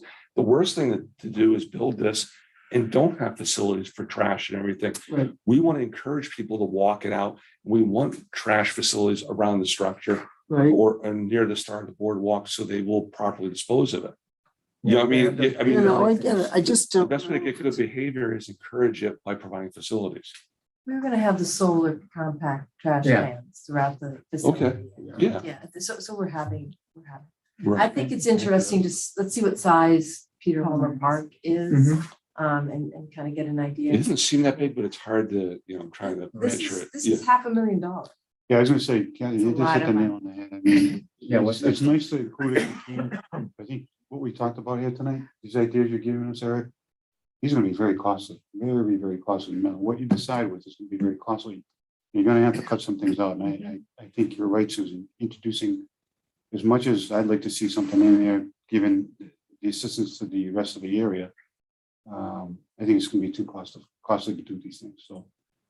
And- Well, and- rather than make that assumption, might you want to look Let's at get some more information. general, like, what if we put that the on? rest of them. But as far as changing facilities and stuff, I like the idea of the office storage because we can double dip that. You can do that. That'd be good, thank you. Okay. I think you would have to tell me, do you have similar facilities in terms of land area, trail systems? I mean, this is, Just Homer Park. it's going to be an attraction that's unique, right, throughout the Yeah. town at this point. Between Summer Park and Siegel Beach. Probably the They're big- two facilities that are, Yeah. Yeah. And this may have more shoulder usage than some of those facilities in terms of the walking and trail system. The Siegel Beach is more elevated, it's up on pylons, Mhm. Okay, yeah. so, we can But look that's at that. strictly bathroom facilities. no, that has it's concession concession. too. Smuggler's has the same thing. Or beach. Has I concessions. thought about and both. I think the concessions and getting people to be concessionaires at Right. these, that's the reason we went with the food trucks at the beaches in the park. We're hopefully changing the zoning tomorrow night to allow that at town-owned property. Who's gonna make a lot of money on a small concession? Well, that's been part of the issue with Homer Park. We've often thought about having somebody there and just You can't financially, do it never worked. So I think somebody even rented it once to have a commercial kitchen to run their business. Yes. But I agree with you. I don't think it might not be financially feasible. And again, if we're gonna bring in food trucks, except for them, maybe we don't need that. Right. But I like the idea of double dipping the office storage for dressing rooms. That's where that works. And I guess all I'm suggesting is that maybe there's a space beyond just the restroom component that's flexible. So Usable, you, right. right, a little bit of an office, and especially if the weather got bad during an event or something, to have the ability to have a town presence in a fairly permanent, you need to talk to so-and-so at this event, they're going to be at the restroom, in the office at the restroom. So the one thing that does come to my mind, if you've been to Katama out of Martha's Vineyard, they have bathroom facilities with changing stations. And if we've got the kayaks right there, people may want to be able to go in and get out of their bathing suit. So maybe, they're basically just outside It's a shower stall. type things. They're stalls. So it's exterior. Yeah, it's exterior, but Okay. it gives you an opportunity. If you come off your kayak, you can It's off. rinse off and get into some dry It's a- clothes. Also, it's like an exterior shower. With Yes, a Yeah, like bench an and outside stuff. shower It's a without the classic shower. rooftop station. Okay, Yeah. okay. Because if it's gonna be so close That's a to, nice idea. It's not, I'm sorry, it's not a shower. It's a rinsing station. It's a rinsing station. Did you say the changing station? or It's shower changing, Nothing that, there. you Right. could do No, but shower, that makes sense. You showers, just have but like the typically the slide ones that with come are the just doors changing. closed. shower? You could change No, the shower. it's It's common, not. so once I go to a katana, That's a nice different. idea. you come down, you get in, you change. Yeah. It just changes, Yeah. just changing. Yeah, I'm thinking of people doing things they're not supposed to be doing and. No, you can put an living, outside showering. wash station, just like you have at the beaches, you know, you wash your feet off and stuff. But Kathy, they'll Changing go in the station. bathroom and do that. too. Anyway, So, An outside shower Yeah, without. so- It has to get closed at certain times of the But you day. change, Shower. you got your wet clothes and Yeah. stuff. So So the, no one the, getting the other costly component of this is, I think originally we were viewing this as being a, seasonal and not having this open and being insulated and having, and I just want to confirm that that's the way that the group. well, when you wants say seasonal, is that, what is that? Memorial Day to? to- I think it's Columbus Day Yeah. to. We'll say that again? When's the? Seasonality. Yeah, what are you Seasonality. defining seasonal as of right now? It's Memorial to Columbus. It is Is that Columbus, typically you okay. shut down the other facilities? Yes. Yeah, so whatever those facilities are, Yeah, would keep it dictate the consistent. same. I think that makes. It doesn't make sense sense. to keep them open in the middle of winter, you're just encouraging people to come in there. No, Just Yeah. things that no, should- they can do the boardwalk, but no Right. bathrooms. Yeah. Yeah, I mean, people do that at Bass Hole. They walk that boardwalk all. They pull the Right. bathrooms in Sandwich. Yeah. Okay. Yours is seasonal? in Sandwich? Yes. Yeah. And they lock up at the canal. Makes sense to me. Next. Okay. Totally confused, Eric. No, we're good. We're making good progress tonight. So this is just some examples of the ways to floodproof the building. So you can see those are called aluminum. They're aluminum stop logs. They fit into a channel on either side of the door Yeah. typically. Now, those are placed manually. So that means, in the event of bad weather, the logs are put into place. In the case where you're going to close the restrooms down, you do it Columbus Day weekend or whatever. You put the logs in place for the winter and that would be it. Those like hurricane They're blinds? heavy duty. You know, my house in Florida has something like that. They're stuck. Are they like hurricane blinds? It's, they're individual, like each rail is maybe 8 inches high and the handles, I think there's a couple places, transitions, I want to say, just Yeah, recently, it has some there. Yeah, and so those would go in and get locked into place. There's a channel, you can see the upper right, there's kind of a channel and there's a receiving component, and you can see one log is in the bottom there, you can get some idea how high they are. So, and they're aluminum, so they're fairly lightweight, like people, they're manageable, and our doors are not that big, our doors would be small. Yeah, they're just like the hurricane blinds that I have in my house. So, Had. yeah, where they attached or Mine were, they were aluminum, but they rolled. They came down, yeah, these are like individually have to place. So another reason for the storage room in the building is these would be stored on site and they would unlock it. So Kathy, you're saying these are still allowed for non-residential Correct, up until maybe they'll change the new code, but they're not allowed for residential. correct, Okay, so still that loophole. yes. Okay. When I had them in my insurance company. That's good. I didn't know that was there. Well, I can't, it's a house. So you can't- Yeah. Okay. It's not We can fair. look at the next one. Yes, sir. If it was residential, I would not be comfortable with it. I'd want to look at something else for. The vaults. I wouldn't live there. And then this is another approach that's maybe more architecturally a little nicer, I guess, to look at. You can do these also as a floodproof door. So you'll notice these don't have any outside handles on them. So the way that we would have to do it for these facilities, these examples, they have access through other parts of the building. So this is the lower level of building with these floodproof doors. We'd have to have handles and locks at a higher elevation. Personally, I think you're better with the barricade you install. Yeah, with the stop logs. And the reason why I say that is because of the gaskets and stuff, it's gonna make the latching hardware and stuff very tight and stuff, so people would have trouble. And my guess is within short order, the doors won't be closing properly, it won't latch, and the thing will be blown open in the wind. I think this will be more of a big, because this depends on a very tight gasket seal. Right, we've done installations where this door isn't used except during events. So there's an interior door, that's the door they use every day. And Okay. then the gasketed door is the one that. So this would okay, so you'd have this would just stay open all the time. Essentially, until there was an event, right, Okay. you would have to consider it. I think, you know, if you're gonna go with the gasket doors, you want to have as few doors as possible because they're very expensive. So maybe you have one door going in and then each door Like to a the restrooms. vestibule, Yeah. right? And so that would be in a fixed open position, you know, normally, and The only bad thing is you want it to be a bigger opening, because it's kind of like to, Yeah, you know, tight. because you'd want to go in and you have the door on Yeah. either side. Not for nothing, having been in the Navy, gasket doors required gasket maintenance. Yeah. I know that for a fact. No, but I've watched lots of people replace gaskets and put new gaskets in, because that knife edge opening and closing ultimately. You got used to dogging bar. Using the dog? Yeah. So it sounds like maybe, I know we have the other options, but it sounds like maybe people are okay with having these top logs.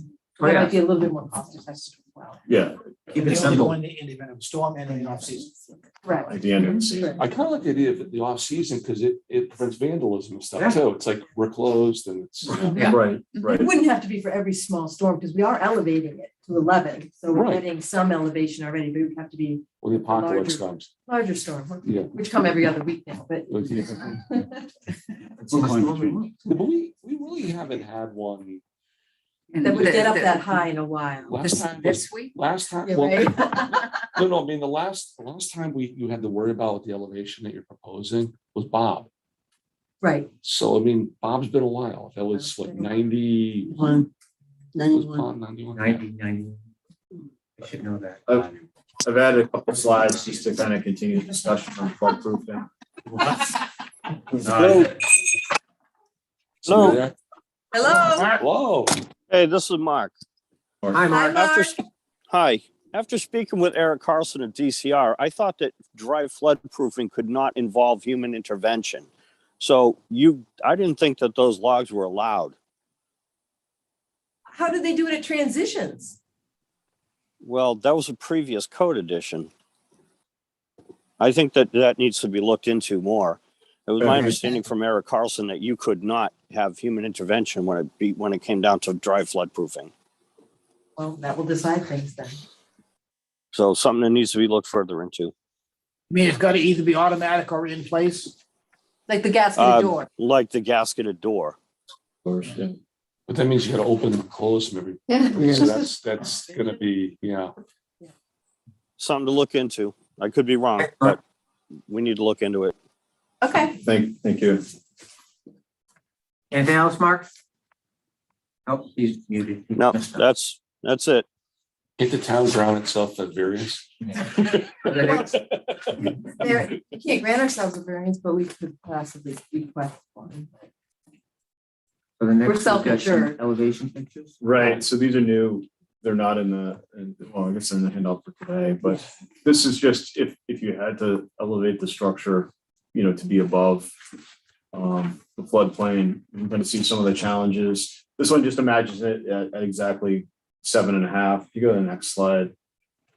If you did some combination of filling in on piles, you know, you still have an elevated structure.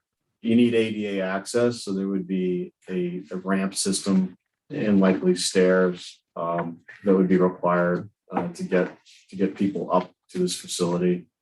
You might have great views of the river from the deck, but it certainly becomes a much more substantial structure and all the infrastructure sort of supporting getting people up to the restrooms if it's elevated fully to these heights.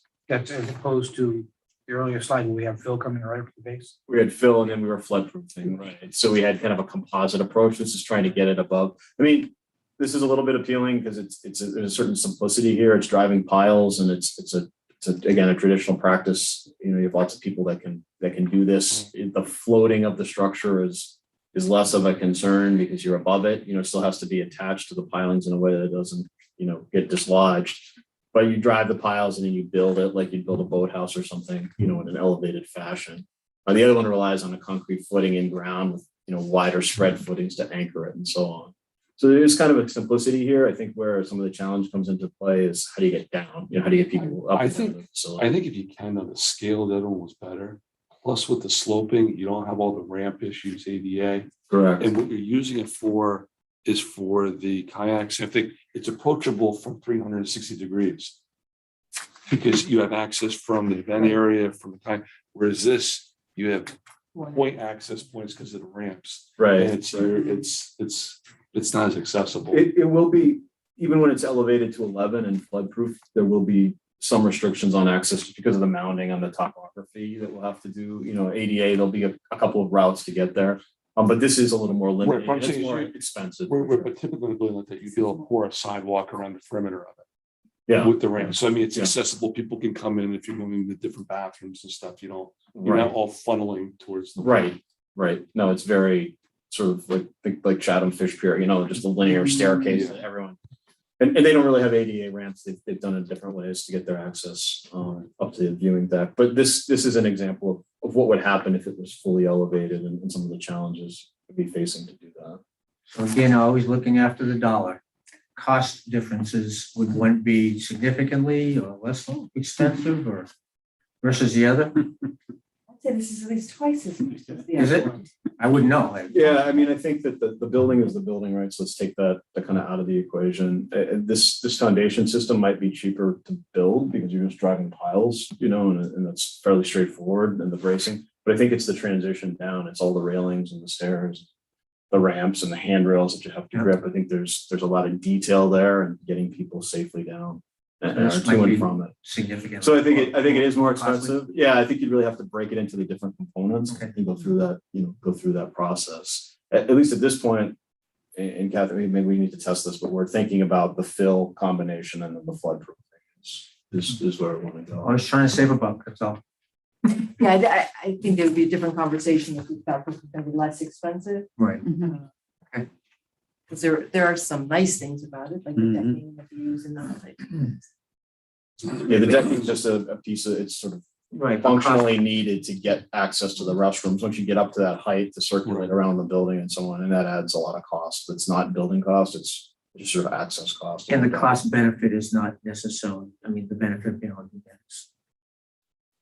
Other than maybe some nice river views at that height, but there's challenges with screening it and mitigating it, sort of fitting it to the site, It's these more higher flood elevations. resistant for sure, because you were getting out of the base flood elevation. But the base flood elevation on that site is 13. And the design elevation would be 14. Yeah. So it's a lot. But at this location, are we gonna have an issue with conservation in terms of mounding all the fill around it? Yeah, I was just thinking about that. At the moment, I don't think so.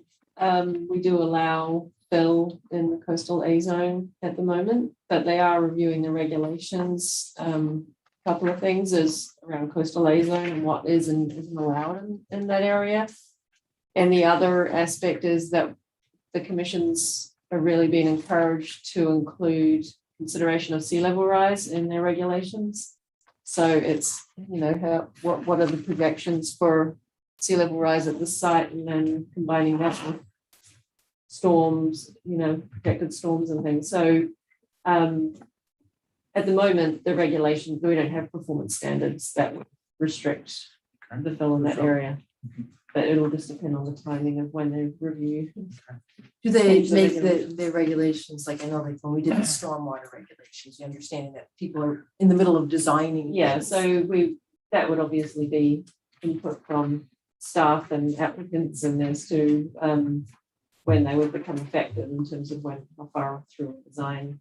I mean, in reality, the updates require an update to the bylaw, so it has to go through town meeting. Oh, okay. Yeah, so because we don't have a lot of these things included in the bylaw. Is the annual town meeting a possibility? That's what they're aiming for, but in reality, I'm not sure whether we'll get there, but that is what they're aiming for at the moment. Yeah. I mean, this is certainly, it's an option, and it would be more flood resistant for all the things that Kelly just mentioned. But then it's going to be significantly more costly. I'm not really sure where we're getting all the money we need. We need based on the old estimates, we need like $1.5 million more. Is the next option much cheaper? It probably is much cheaper, but then it would rely on people moving them.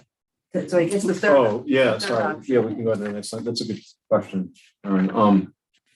This is a project we were involved in where the municipality had carpenters on staff at their DPW, and so their DPW built these in the wintertime on a steel, it's on a steel Nice. frame. So the back half is where the mechanical connections are made, and then the front half of it is the restroom itself. So it's single occupancy, so it does kind of double duty that it's large enough that you can change your clothes in it. You know, you lock the door, the symbol turns red, no one can come in. It's got a hot water heater unit, so you have hot water to wash your hands or whatever, and a flush toilet. And so if we go to the next slide too, we got a couple more images. There's a little sketch of the floor plan, hand drawn sketch on the side. You can see the back is kind of the surface. The restroom itself. This is a pair. So there was a single one, and then this was a pair that we did. That's my son trying to get in. It's locked. So that's a paver treatment in front. So it's made to look like a boardwalk, but it's actually a paver. And you can see it's flush, so that's ADA accessible. So you can roll in. And these were on these skids, they kind of set down behind that concrete lip. You can see that concrete lip. And so it requires a large front end loader to come in with forks, and it goes under the skid, it lifts it up, and then they're taken off and put on flatbed. What's the back door there? So that's where the service connections are. So the Okay. back door is for DPW or rec, whoever's managing it, to come in and make the connections or disconnect them. I like it, but it shows to me how ludicrous our regulations are. Because the idea that a human being that put up those stop logs is a problem, but somehow we're gonna miraculously get a front end loader with Right. a flatbed truck with tongs to lift up these structures, and we're talking about, you look at the scale of It's it. called government intelligence. There is none. These considered temporary structures? Yes. They So have to be are, moved every 180 days? I can't speak to how often they've It's been moved. 180 days. Yeah, here it is. Right. Yeah. So in this instance, I don't know how. Store 'em for the winter. Yes. So I And even if you think, put them on the flatbed truck, drive them around the block. And Bring 'em bring back. them And take back. them back. so if I can just circle back. Right to level. Yeah. Hey, this is Mark. Hi, Mark. Hi. That for a temporary structure, the permit is valid for 180 days, and I'm authorized to grant another 180-day permit. So every 180 days, you could technically permit these without having to relocate them. Oh. As long as you're a building commissioner. So if I As go long back, as long as the code is written the way that it's written, that's what Okay. happens. so is it my understanding that conservation might dictate as to whether we elevate or Well, no, I mean, backfill? I'm not saying that any changes that came in would prohibit what Okay. bringing in the fill and everything. I just Oh, yeah. think it's gonna require, they would require that you consider things like sea level rise. I don't think that they're at this point considering like banning fill in the coastal A zone. I think they're very much guided by and defer to FEMA on a lot of those things. They meaning your commission or other commission, like the This is state? local. No, no, It's all local? Because FEMA allows fill in Bay. They do at the moment, yes. Right. There's not a But I lot. don't think that's proposed to change, is it? What's Under it? the film My understanding, it's not no. proposed to No, change. no. No, so we would be pretty much got the. Okay. I don't think there's a lot of places in the coastal A zone that would really be impacted, like this site would be impacted if they changed the coastal. So I think a lot of it's like residential, a few residential homes, but a lot of it is conservation area already or undeveloped areas that are considered the coastal A. It's just here it zooms up and comes into, the previous maps actually had this as a velocity zone and then it got changed, but it's kept as a coastal. Okay, so if I can quickly, the committee's preference is not to do the removable and to look at the more permanent structure. Am I understanding that from you all? No, I think you should look at it. I think to get some magnitude of cost to it. You would need It's 7 or small 8 of schools. them. 7 or 8? Well, think about the fixtures. The fixture count. Yeah. Okay, yeah. Okay. That- So you can see, I Look like a mean, little tent city. the upper, yeah. Bank account. Hey, it looked just like the cottages of Truro. Different color. Yeah. So, I mean, there is, while you're joking, there's kind of an aspect, you can see there's a pair in the upper photo behind some naturalized vegetation. Can we make them a little You could bigger? group, 4 and 4, you could put them in different areas of the park. I would recommend if you're considering this, still bringing the grade up. Can we make too. them a little bigger so you have the little art studio and then the bathroom next to it? I- So each one's a little, you have artists. work on the venting and so on, yeah, so. I think it's, All right, so to keep us focused, because I'm sure we all want to go home and have dinner. I haven't seen my bed in weeks, so. We're leaning towards a permanent structure versus looking at removal. Just to give a little background, I wish Jeff had been here for Right. this part, because when we were putting together our proposal with Beta, we had talked to DPW and said, do you feel like you could be removing these structures? And they're like, if we're having a big storm, we're understaffed already. Right. We can't guarantee that we're going to come out and remove these. And if they don't come out and remove them, you know, that. Or like last storm, we didn't even know it was gonna be near this bad. Bad as it was, good point. Good And you point. find one floating in the river. With all of the other problems and health issues associated with The floating the john. floating john. Now, certainly one of the pluses of it is if you did these, you could put them out in different locations That is- around the that- park. That's the plus. That's a So big rather, plus. you could put 3 on the northeast corner and 3 on the That is southwest that corner. is a big plus. So that's a plus of being able to have the separate, but again, who's gonna move them? If you have to, it would that. If you put them in different Permanent? locations, they have to be moved? The Just National Flood 180 days. Insurance Program requires, I swear, that these can't be here for more than 180 days. So there's other things besides building code. I think in order for us to be in Yeah. good standing, Mhm. you know, we can't have these Okay, temporary structures without. then this is a moving them. moot conversation. I just don't know how we move them. Unless we have someone on, you know, you hire someone to be on On call to move these, should we need to do that. yeah, I mean, I can conceptualize, you know, when we put this together, it was sort of a collaborative process with DPW, their carpenters, their welder, in this community. I mean, these would fit on the back of a wrecker, like a flatbed wrecker. So it could be done with a, this happened to be up against an embankment, but with a cable and an inclined lift. Slide And it you could, right you above could it. winch it on just like you, a pallet of materials or a flatbed skid. Then of course we have to figure out where to store them. Right, you have We to just move them to get them off. the uplift. Right. Them on the site. Yeah, they'd have to go down the road. To go into I the- mean, the only negative thing is, let's see it. Yeah, they 10 have of to come them. to the bottom line. Let's say they're doing one, unless they had the front end loader to put them on a flatbed truck. Let's say you're using like a record with a flatbed record, they can tilt down. You probably move them one at a time, and Oh, you that's a absolutely lot. are. So I mean, this is a whole day project. And then like you were saying, Kathy, if DPW is stressed to the maximum trying to prep, this is a lot to expect out of them. But you'd only have to move them. Besides the 180 days going back to your permits, who dictates that you have to move it? There's a storm Yeah, a coming. storm coming. Well, you know, You have to. who's the one who decides? Out out of a storm. You'd have to have, Bad storm. And someone has to make. you'd have to have a procedure, and you know, this is, Yes. okay, when this is gonna happen, when A, B, and C is true, then we do this. I mean, I like the idea that you can put some different places, Me but too, I do. Kelly, what would the Yeah. commission I think they think would, about these? I think they prefer the permanent They structure. would. There's too much Okay. risk Okay. associated with Okay. them, like. Okay. building it. It's like the tight tank discussion to some degree, right? I mean, it's a little bit different. It's a municipality. There could be someone contracted rather than rely on DPW, but still there is that variable of how do you make sure they move when they're supposed to. Well, the tight tank thing, I think it depends on, let's say it's a residence, you live in it, and it's owner occupied. I don't think there's the risk, but if it's a residence and you're renting it. Yeah. Now there's a high risk that they don't care, Yeah, so just I adds guess another it's how thing. it's, yeah. all right, we ready to move on to the next section? Sure, we've just got a couple plan discussions. So I just wanted to refresh your memory. This is sort of the earlier site plan Mhm. from 1918.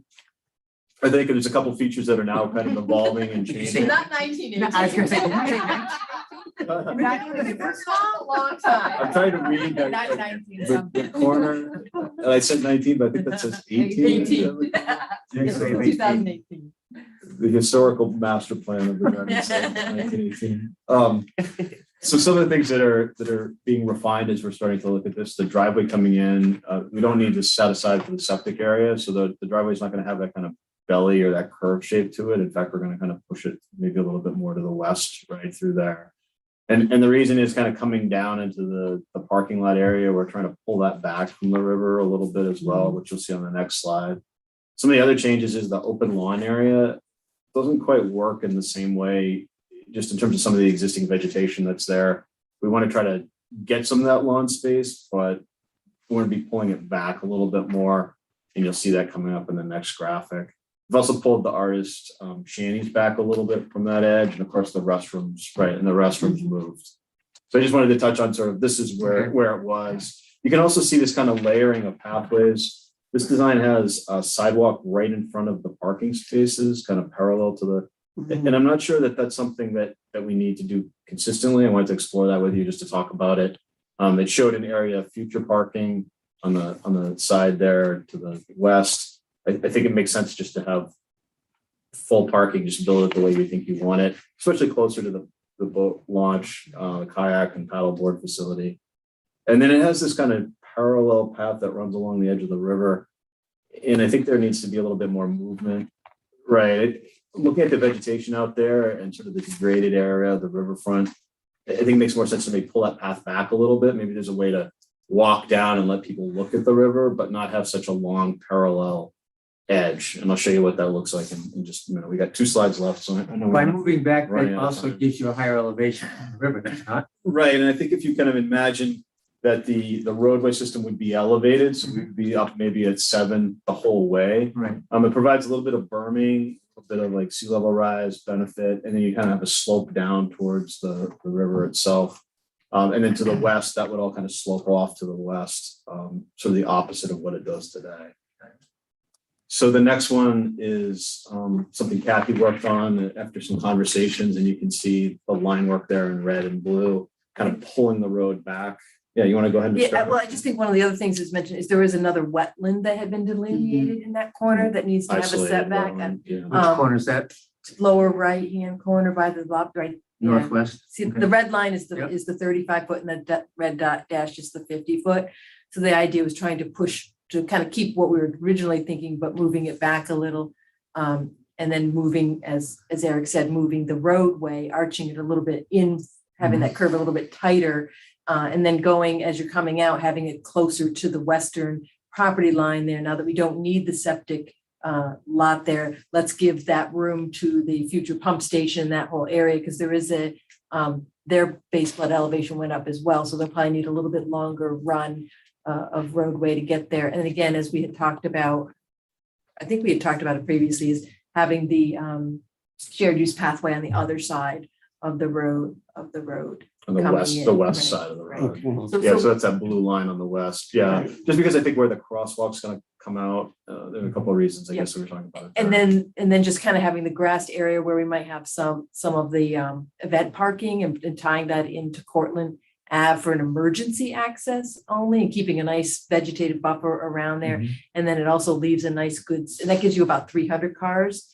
They may not need all of that if we're going to use some of the permanent parking for events as well. And then just having a big open air, grassed area, and you can kind of see the 200 by 200 foot with the stage area of how that might be.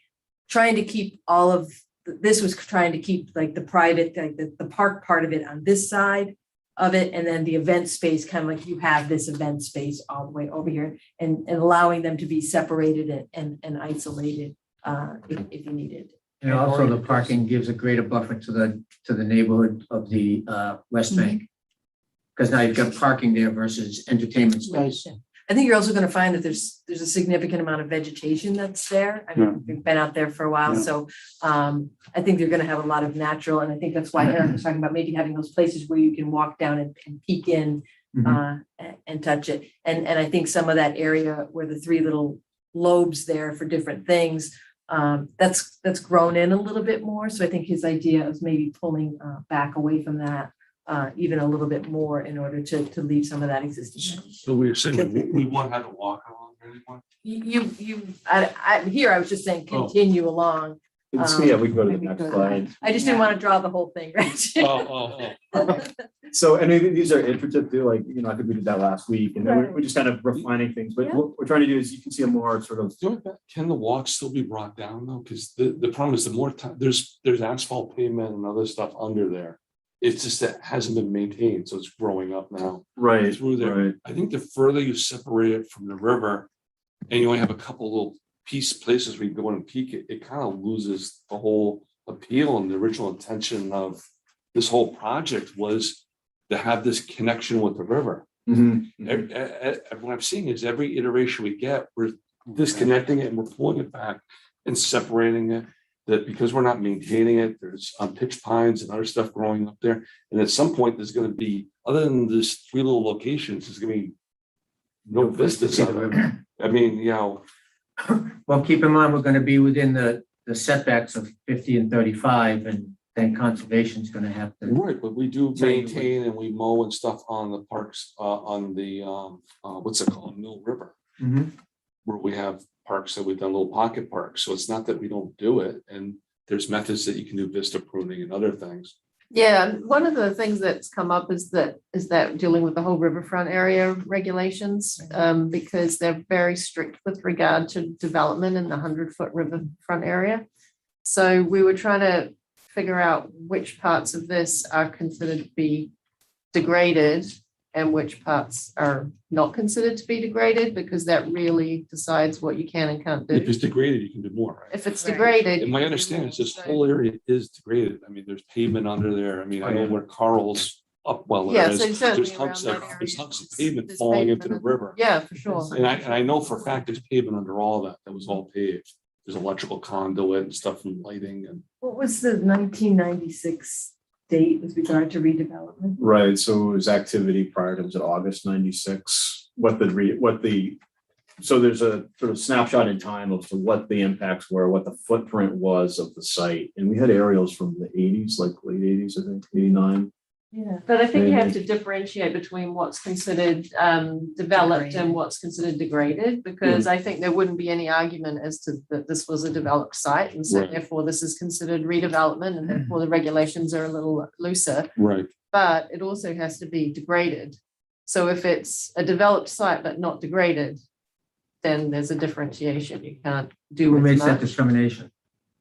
Well, it's based on the site conditions. So again, though, if we find more, sorry, pointing at you, if we find more evidence of like pavement and things like that, then sure, maybe we can justify some. I mean, I know a fact it's there. If you go look in the right places, you can see it's been buried in places. And I can agree with what you're saying in terms of we have the river right there. It would be great if we could keep a pathway closer to the river so that people can enjoy it. It's just kind of how we negotiate that with the regulations, which are kind of specific. One of the things we can do is you can do development in the 100-foot riverfront area, but you have to provide some kind of mitigation or restoration. So maybe we're putting in a pathway, but we're going to go in there and we're going to find all of this conduit and pavement, and we're going to remove all of that and revegetate those areas, but we're also going to put in a pathway. So it's kind of just balancing those things and demonstrating what. Because if I'm not mistaken, I believe a lot of the pavement comes right up to the riverfront. Yeah, you can see it down out by the upwelly, And even if we tore out the stuff beyond it and removed it, it'd help for vegetation in the future, because you had this layer of. Yeah, and it's just kind of being able to quantify it so that we can kind of make the numbers work with what you want to do. And Carl's will need some help too. It's starting to fall down in the fence, so. But conceptually, the layout, everybody's comfortable with the general idea, but the physical location of plus or minus is something we'll work out into the near future. Yeah, I think closer to the river, if we could go back to that, closer to the river concept, I think. Okay, but everybody's good with that, right? Well, aside from just the river edge, I like the way Kathy and everybody's laid out the parking versus the event area. Yeah. I think keeping the event areas, at least the active event area, away from the neighborhoods and oriented toward the to the highway is consistent with the sound development, sound testing and the concerns of the neighborhood. And it gives it a little more permanence to the event area, and maybe it'll develop a little more fully if we have a defined event area and a defined parking area, instead of just letting everybody make it up as they go along. And I like the fact that now you've got Cortland as an emergency exit site, because that's where your cars are going to be. That's a town road, isn't it? Yeah. Okay. And again, it would just be emergency, it would be gate. There'd be a gate. Yeah, exactly. And here's a question, is there a possibility to do this or not? I don't know, I'm asking. I agree with what Jim's saying with the parking over there. I think that's ideal. Could the event area even be pulled back a little further to the south? Because I know the site originally is flat to about here before it breaks down. And this is all wooded, there's no wetland or anything there. This is just growing up because there's there's boulders that were thrown in there, so there's a bunch of pines and stuff. There is an isolated wetland. I mean, I was thinking maybe squaring that off, but there would be quite a bit of fill, I think, that might need to happen in that area. Well, but if we cut that, maybe your idea works, if we're cutting that western edge down a little bit, maybe we can that's square off true. that corner a little. That's true. Right. So we're kind of showing, we're just kind of following the line. No, it's We got to conceptual. about, I'm gonna say so we could get a little more length to it. Yeah. But like Jim said, I think this is great because you get the parking here and you get the separation. I think that's really taking the neighborhood into account. So I mean, and we have, and this one, we have 60 feet of buffer. I know we talked about 50, but we're Right. gonna up that. It actually, some areas are thick, but other areas are a little more open. So Right. it's definitely gonna be one of these plantings there to bolster the natural. right, and even the orientation you have, I think, kind of corresponds with the sound study that's doing too. Yeah. So Yeah. that's good. We're trying to work with that. Okay, so conceptually, everybody likes this. Yep. What's the white square in the parking area in the upper right-hand corner? What is that? It's just I'll call it like a highlight. It's just something in the graphic when the graphic was Okay. produced. It's a survey notation. That's all. It's not, Okay. it's not meant to be, it looks like a building or something. It looks like a northing and easting to me. Yeah, that's exactly, it's a survey notation that just came through. I think we need to, in some ways, define the event space a little bit with regard to where the parking is and everything, because we're gonna need to come up with where's the electrical gonna go, where's the water gonna go, Right. and all of those things, and maybe having a bunch of different options for people so that you might set up a little bit different. But I think in general, keeping the parking, I always want to say north because of the orientation, but to the west, with a nice good buffer, might make some sense for everybody. So the only question I had is where the lobster boat is in the little area that's pulled back. Do we want to have that pulled closer to the river a little bit? I think that gets it completely out of touching any vegetation at all versus, What do you mean? hang on. Right here, this got pulled in quite a bit and it starts, impacting the event space a little bit. So if this came out a little bit and kind of scooped, maybe just took the first layer of trees here, and kind of combine mine and what Eric was doing, and then maybe again, this is like, do we want to keep all this vegetation or do we want to move the road? So those are the two things. Is it, we want to change this a little bit, kind of combine the two, To give it more areas. give it a little bit more area. Yeah, and ideally, I'd like to have the road not look like, a road, more like an inviting entrance. Right. That, so even if we put a little curve into it, it would be. There is an isolated wetland there too, so we're kind of pulling it west, just, Like, there's already impacts from the existing road, I guess, so if we maintained it. Yeah. But, it'd be nice to have a little bit more movement, I agree, and I mean, you have to think about that whole corridor a little So bit. where is the setback on the bottom right, I guess? That how far could you move it out? So it looks like it's at 50 feet. Yeah, Right right there. around the 50 foot. So you Well, that's could, me. That's not what On we're the looking at concept now. sketch. oh, this. Yeah, and Okay. you could see the little dash line. This was Oh. 35 and this was 50. Okay, so like what Kathy said, potentially that parking, everything could be pulled over more. Yeah. Okay. Okay, almost space. I think it might be a combo of the two, kind of. Yeah. There's kind of a balancing Yeah. with restoration or. That's what Kathy said, to try to get a little more space there. Articulation, yeah. Yeah, I think it's a little bit iterative of kind of what do you want to do and then running the calcs and can we get what's the graded and then can we get the one-in-one mitigation?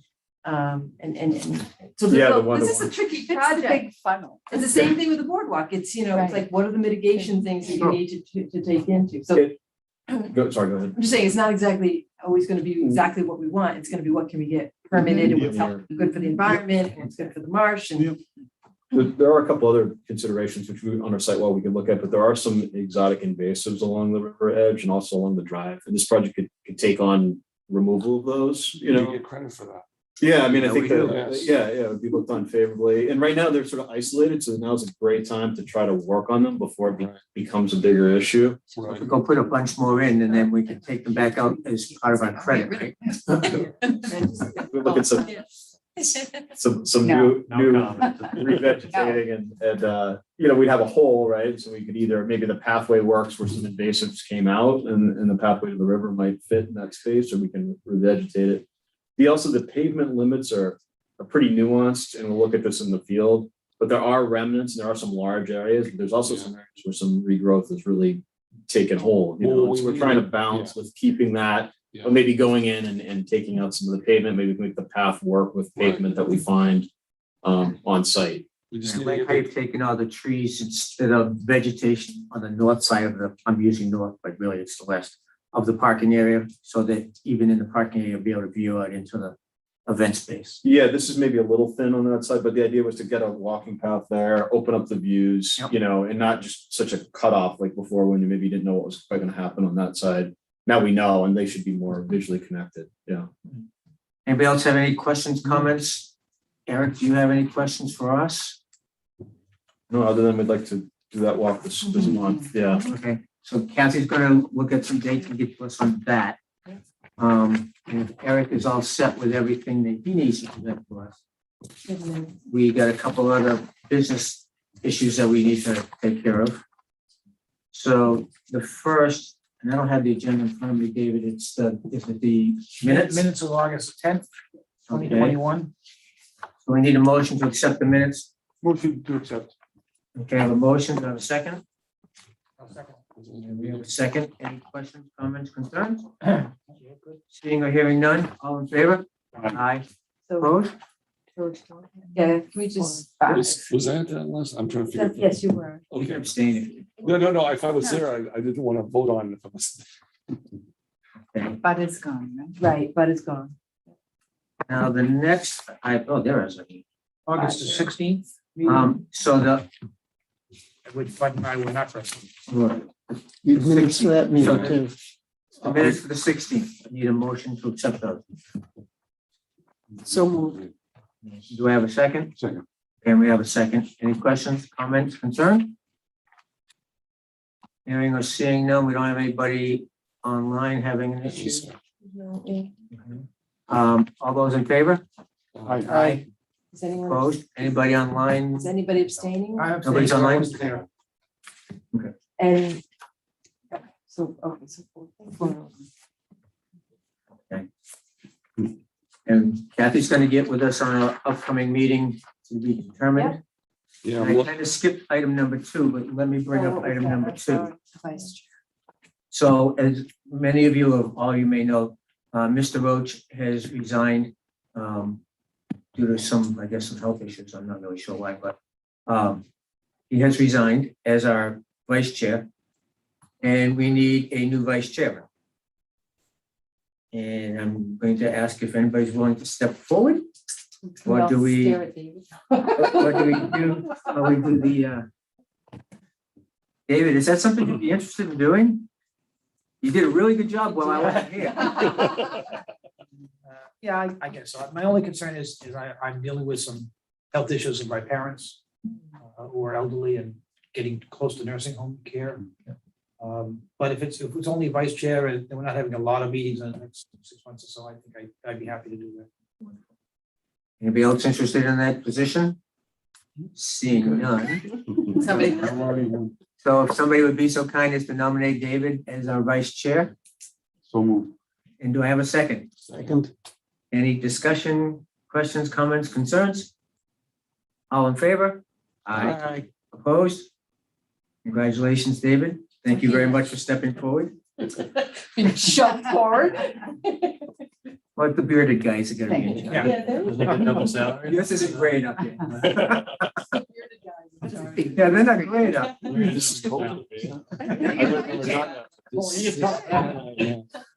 Okay, so before we adjourn, is there anything else that anybody needs to address? Any old business, new business?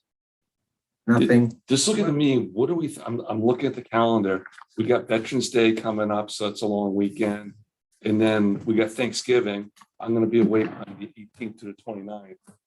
So there's not a lot of Kathy's So gonna what get, about the 16th? 16th. Okay, Well, it I'm depends on meeting the it for time the, chart. for the walk. yeah, what's the time though? I can look that up. Oh, this is for the walk. This is for the walk, or for, this is for the walk. Now you were away for this one. Can do it in the morning. What day of the week is it? That's what Tuesday. I can't do it. we're gonna visit my brother and position our RV so we can start moving it west. We do So we're Monday down the Blue 15th. Ridge, Skyline Drive, I can Smoky do Mountain. anything. I was just, On for Oh, 10 oh, days. Monday, today is a Monday. I was thinking Okay. it was a Tuesday. I Um, think traditionally we meet on Tuesday. It's a starting effect. But Monday is good because I telecommute on Monday. I don't so I follow can- you It sometimes. Was certainly that you? looks like Which it. would be It was a handy. joy to spend time with. We really had some fun. Kelly, you got the tide? I do indeed. Monday would be good. So what day is it? 15. Yeah, Monday the 15th. That low tide at 2:54 in March. When is it? Wrong side. I know. Wait, what do you want? Wait. You want Lewis back? I know, but I have Wait to a minute, change my what do you want to know? settings. Ty? Everyone with I'm- phone. I'm Mine changing my matters. settings. Hey, Mariners. What's the date you want? The 16th? 15th. 15th? The 15th. Yeah, 2 weeks 10 from today. a.m. Wait a minute. High, Let's see, South Yarmouth low tide is, 3 a.m. 4 p.m. yep, Sunset. yeah, low tide's at 4:13 in South Yarmouth. When does the day? This Next next week. weekend, Next So we week. can- So it'll have to be like at 3. Yeah, 3 o'clock. 3 p.m. on Monday, the 15th. Yeah, does that work for everybody? Yeah, That was easy. Should we meet on 3 site p.m. where the driving? Yeah, we'll meet at, yeah. Okay. At the drive-in site, the 15th, 3 p.m. Is that, Yep. is that doable for you? Yes. So Yours two- is- Yeah, I think That's that an works. in-person meeting. That There are a works. lot of ticks out there. Two- yes. Yeah. No hybrid. Boots are recommended or sneakers? Boots. Yeah. Boots. I mean, I know Kathy did it with sneakers, but yeah. Or old sneakers. Okay, so our next meeting is scheduled to do a walk Walk through on tips the for today. on the 15th at Right. 3 p.m. At the site. Meet at the site. Right. Okay, everybody's in agreement to that? Yep. Wonderful. Anything else? Love to have you. Seeing and hearing none, I'll take a motion to adjourn. so moved. Do I have a second. Second. All in favor? All right. Opposed? I didn't think I hear any. Thank you very much.